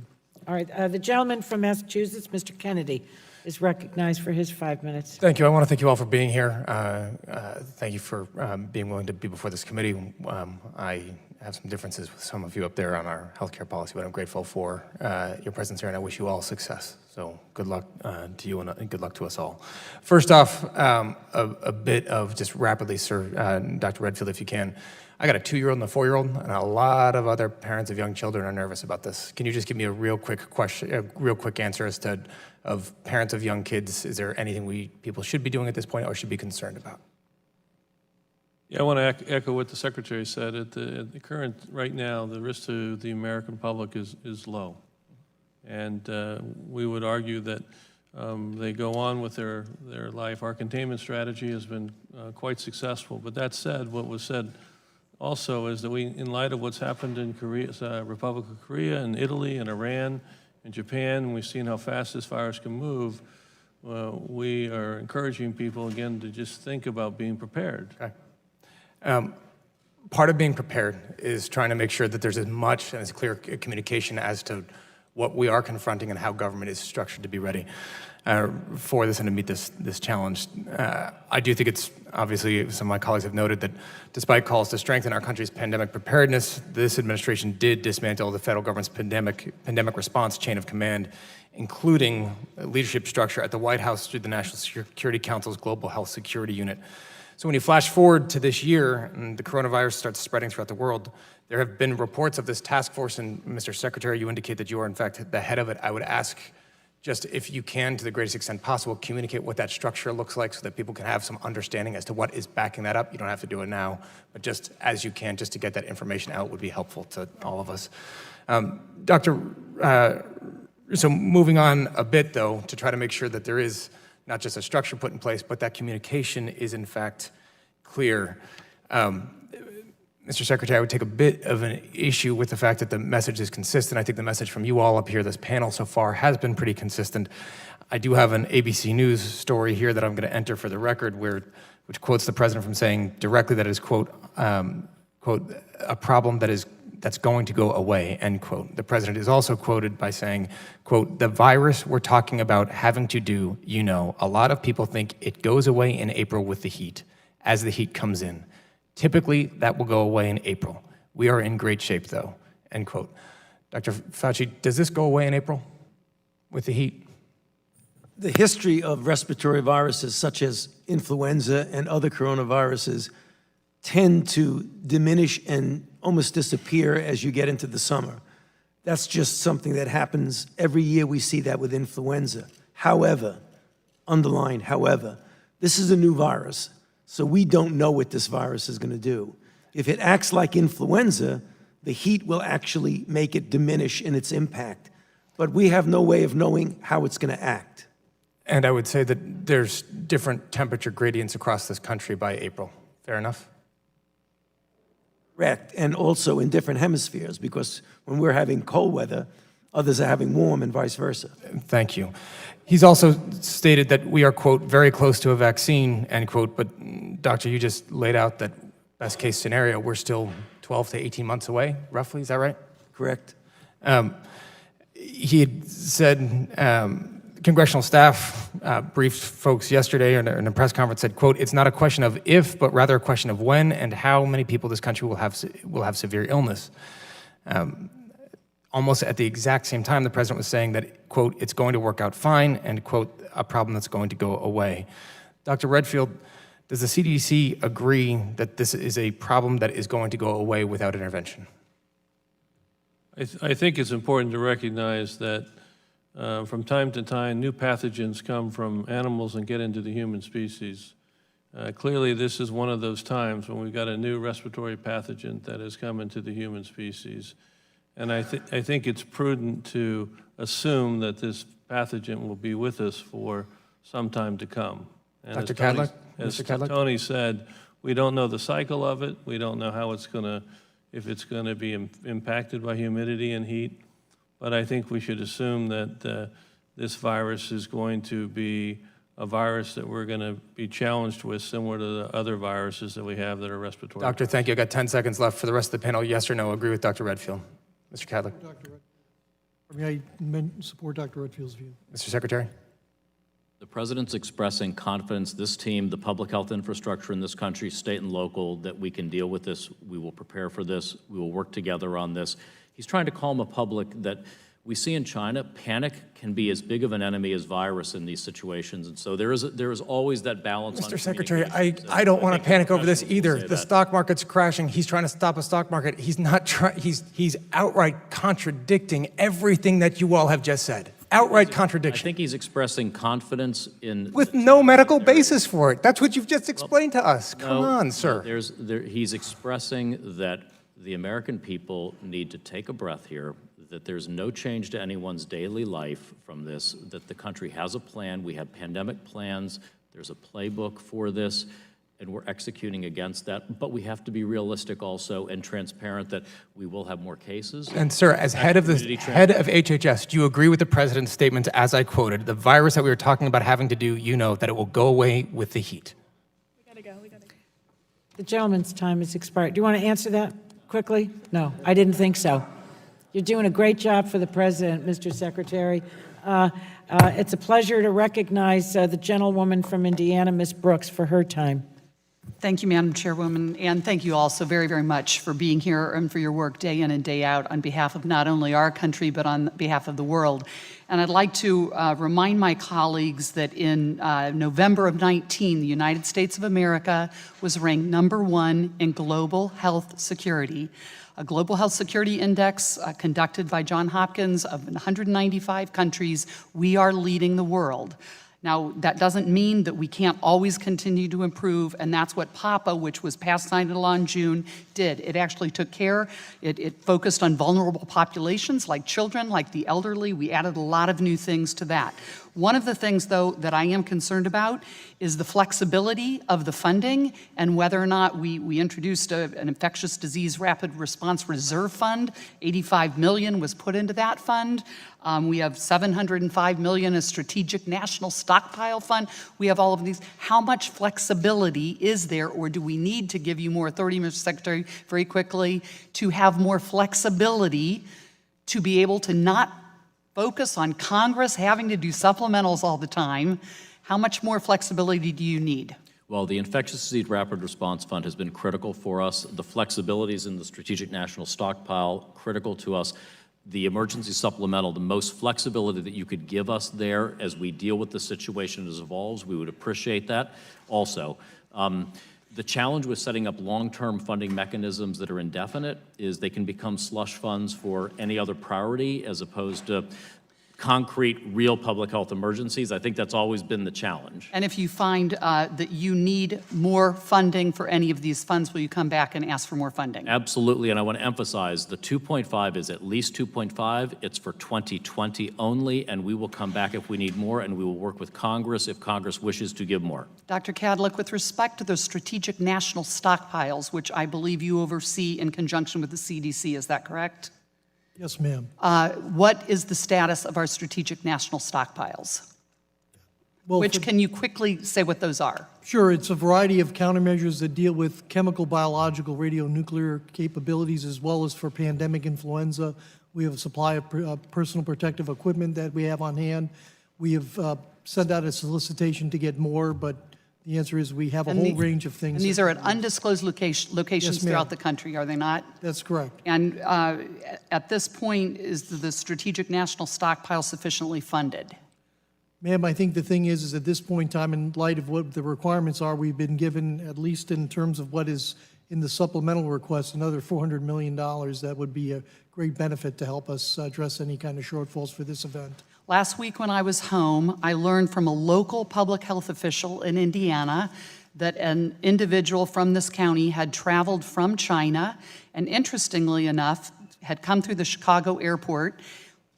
And the Chicago airport officials notified this public health official, said this person is coming home to quarantine, which I thought, and she appeared at this individual's home within 24 hours of that person coming through the Chicago airport. I thought that was awesome. It was excellent that that kind of coordination happened. How did that happen, and is that happening all across the country? And this individual is going to cooperate with the local health official, provide their temperatures for a couple of weeks. Is this happening all across the country? Yes. And how many do you have? Who at the airports is notifying local health officials? So what happened when the original travel restrictions were put in for China and Hubei? If you were coming into the United States, American citizen or family member or permanent resident, on Hubei, you were required to go into 14 days of quarantine. That quarantine could have either been institutional or that quarantine could have been in your home working with the health departments. And that's really how we've operationalized. But if you'd been from China, the requirement was that when you came through, you were screened, you were given an education card, provided you had no symptoms, telling you about the risk and what the symptoms are, and the contact information with your local health department. And you, in conjunction with your local health department, were going into what we called voluntary monitoring and isolation. And that woman that you gave the example did exactly as we instructed, and they were instructed as they went through Chicago O'Hare Airport. And so actually, it was my local public health official that was incredibly impressed that she had received this information. The young man and his family are monitoring. Madam Chairwoman, I'd like to enter into the record. CSIS produced a report in November of 19 about U.S. global health security, making sure we're ending the cycle with a number of recommendations. You and I serve on that commission. Would ask that that be entered into the record. So ordered. With that I yield back. Gentlewoman yields back. The gentleman from California, Mr. Ruiz, is recognized for 4 minutes. And for those that are left, there's an agreement that it's 4 minutes because the panel is getting nervous about time. So let's honor that. Okay? Thank you. Thank you for being here today. I want to discuss a very important issue for local agencies, and I know many other members are hearing as well. That's funding and reimbursement for monies that our counties and public health departments have spent upfront to help fight the spread of the coronavirus. I'm a disaster-trained emergency physician, public health expert, and in disaster or epidemic preparedness, rapid reimbursement is a matter of readiness capacity. I think we can all agree that a lot is being asked from the public health infrastructure in our states.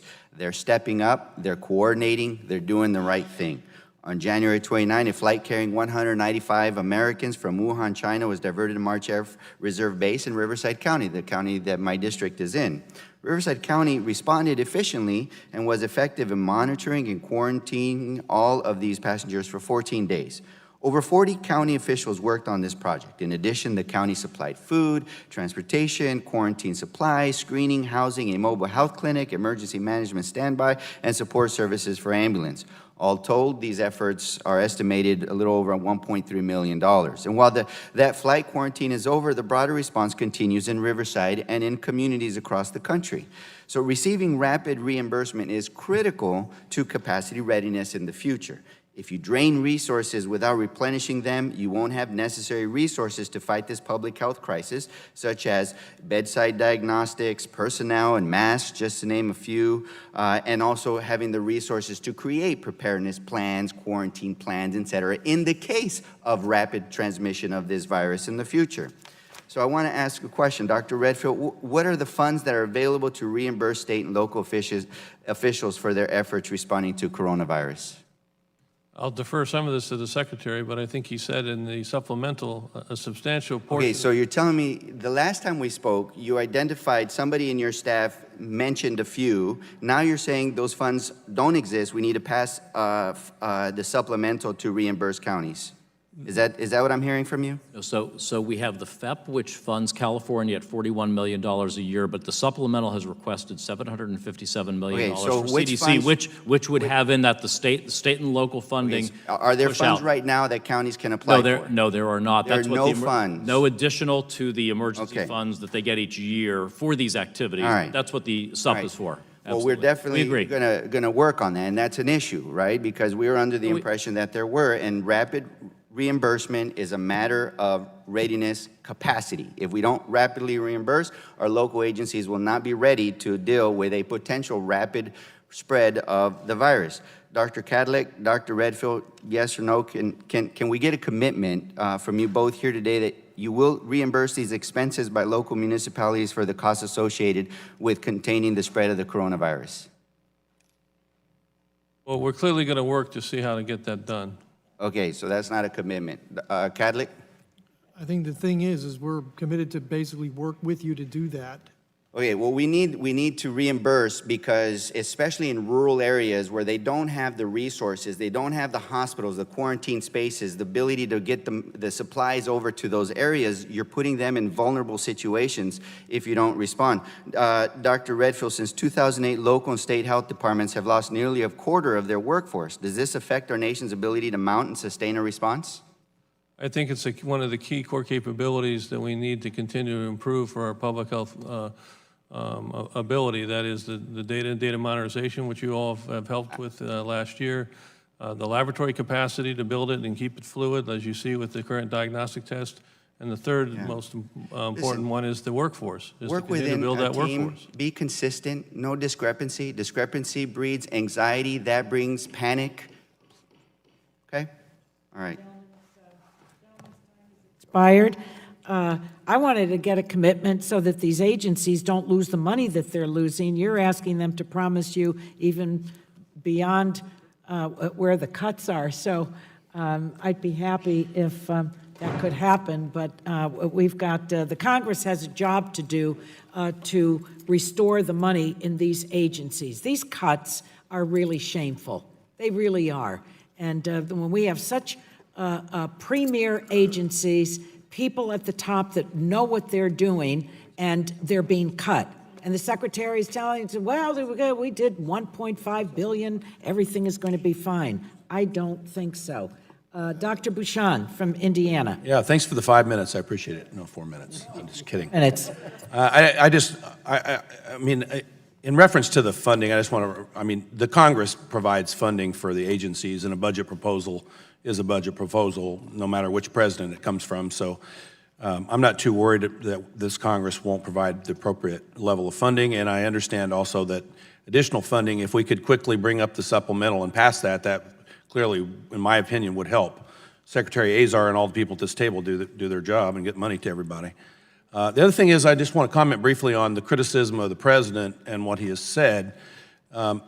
If the president of the United States comes out and incites a panic in the United States, it incites a worldwide panic.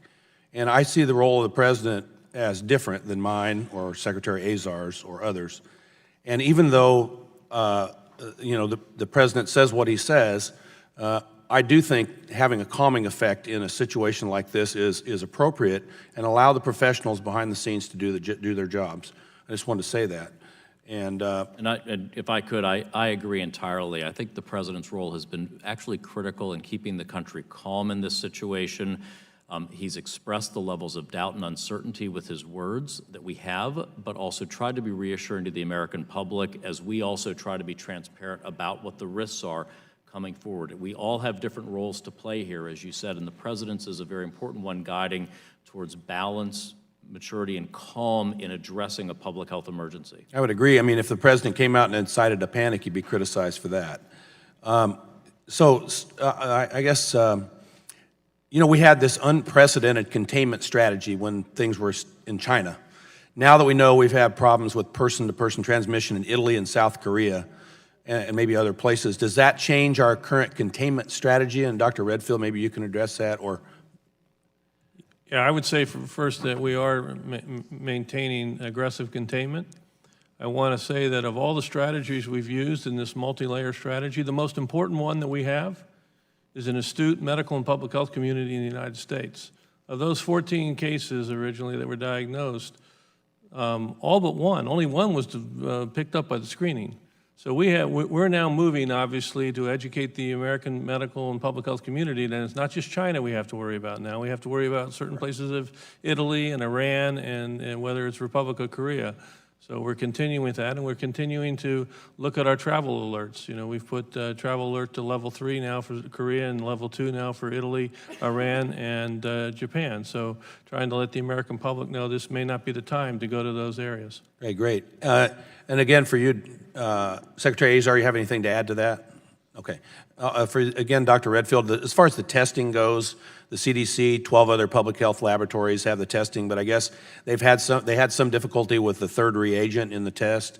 And can you further explain the problems with the test, and have those problems been resolved? So first, the test really measured 3 different, let's just say 3 different nucleic acid pieces. And one of them had a control, the third one had a control, and in that control there was low-level contamination. There was never any question about whether the test could tell positive or negative. It just had a group of individuals that we had to say we didn't know. Okay. And those samples, again, were at CDC. CDC's continued. We've doubled. I found out we're at 350 to 500 samples a day when the question was asked earlier that we're running right now. So the problem's been resolved, basically. The problem's being resolved. We work with the FDA, Okay. and we have a fix that's supposed to be operationalized this week. One other quick thing. Have you guys conducted disease modeling for a potential COVID-19 outbreak in the U.S.? We do have modeling groups. It's a global modeling group that's looking at a variety of different models, and that's in process. As Tony said earlier, there's still a number of things we don't quite know about this virus to make those models available for prime time, but we are working at that. Working on it. Okay, thank you very much. I yield back. The gentleman yields back. I think that concludes the questions that we have for you today. Thank you to each one of you. Mr. Secretary, you've been here for many hours, and you know, throw a punch, take a punch, right? But we're all here for our fellow Americans, and I think if there's anything that's come out of this today, we want facts. We want to bring the temperature down. We want to bring the fear factor down, and anything and everything that you can do in order to achieve that as we move on with Dr. Fauci's work, with larger distribution of the diagnostics through the CDC in partnership with what we have across our country is going to go a long way. So thank you to each one of you. I'm not going to adjourn. You can get up and leave while I read a very long record of items that need to be placed into Thank you, Chairwoman. into the record. Thank you. God bless you and your work on behalf of the American people. Thank you. All right, I'm going to request, I have a unanimous consent request to enter the following documents into the record. A June 28th letter from 4 House committees to HHS and CMS regarding the case Texas versus the United States. A December 2018 letter from 4 House committees to HHS and CMS regarding the case Texas versus the United States. An April 2019 letter from 5 House committees to HHS and CMS regarding the case Texas versus the United States. A February 2020 letter from HHS in response to the April 2019 joint letter from 5 House committees regarding the case Texas versus the United States. If the committee actually is still in order. I wanted the witnesses to be able to leave, but if anyone wants to gab, take it into the side room so that I can read these into the record, please. February 2020 letter from HHS in response to the April 2019 joint letter from 5 House committees regarding the case Texas versus the United States. An October 2019 Washington Post article entitled "Trump Campaign Urges White House to Soften Proposed Flavored Vape Ban," unquote. In October 2019, bicameral letter to HHS from 2 congressional committees regarding the increased number of uninsured children in the United States. A June 2019 letter from the Energy and Commerce Committee examining HHS's administration of the Medicaid program. A statement from Johnson & Johnson regarding the company's response to the coronavirus outbreak. A statement from the American Society for Microbiology regarding the coronavirus outbreak. A February 2020 article from BioCentury entitled, quote, "Biopharma Industry Academics Push Back Against Demands for Price Controls on COVID-19 Countermeasures," unquote. A January 2020 Wall Street Journal opinion piece entitled, quote, "Pharma to the Rescue," unquote. Are there any objections? Without objection, so ordered, and the subcommittee will now adjourn. Thank you, everyone.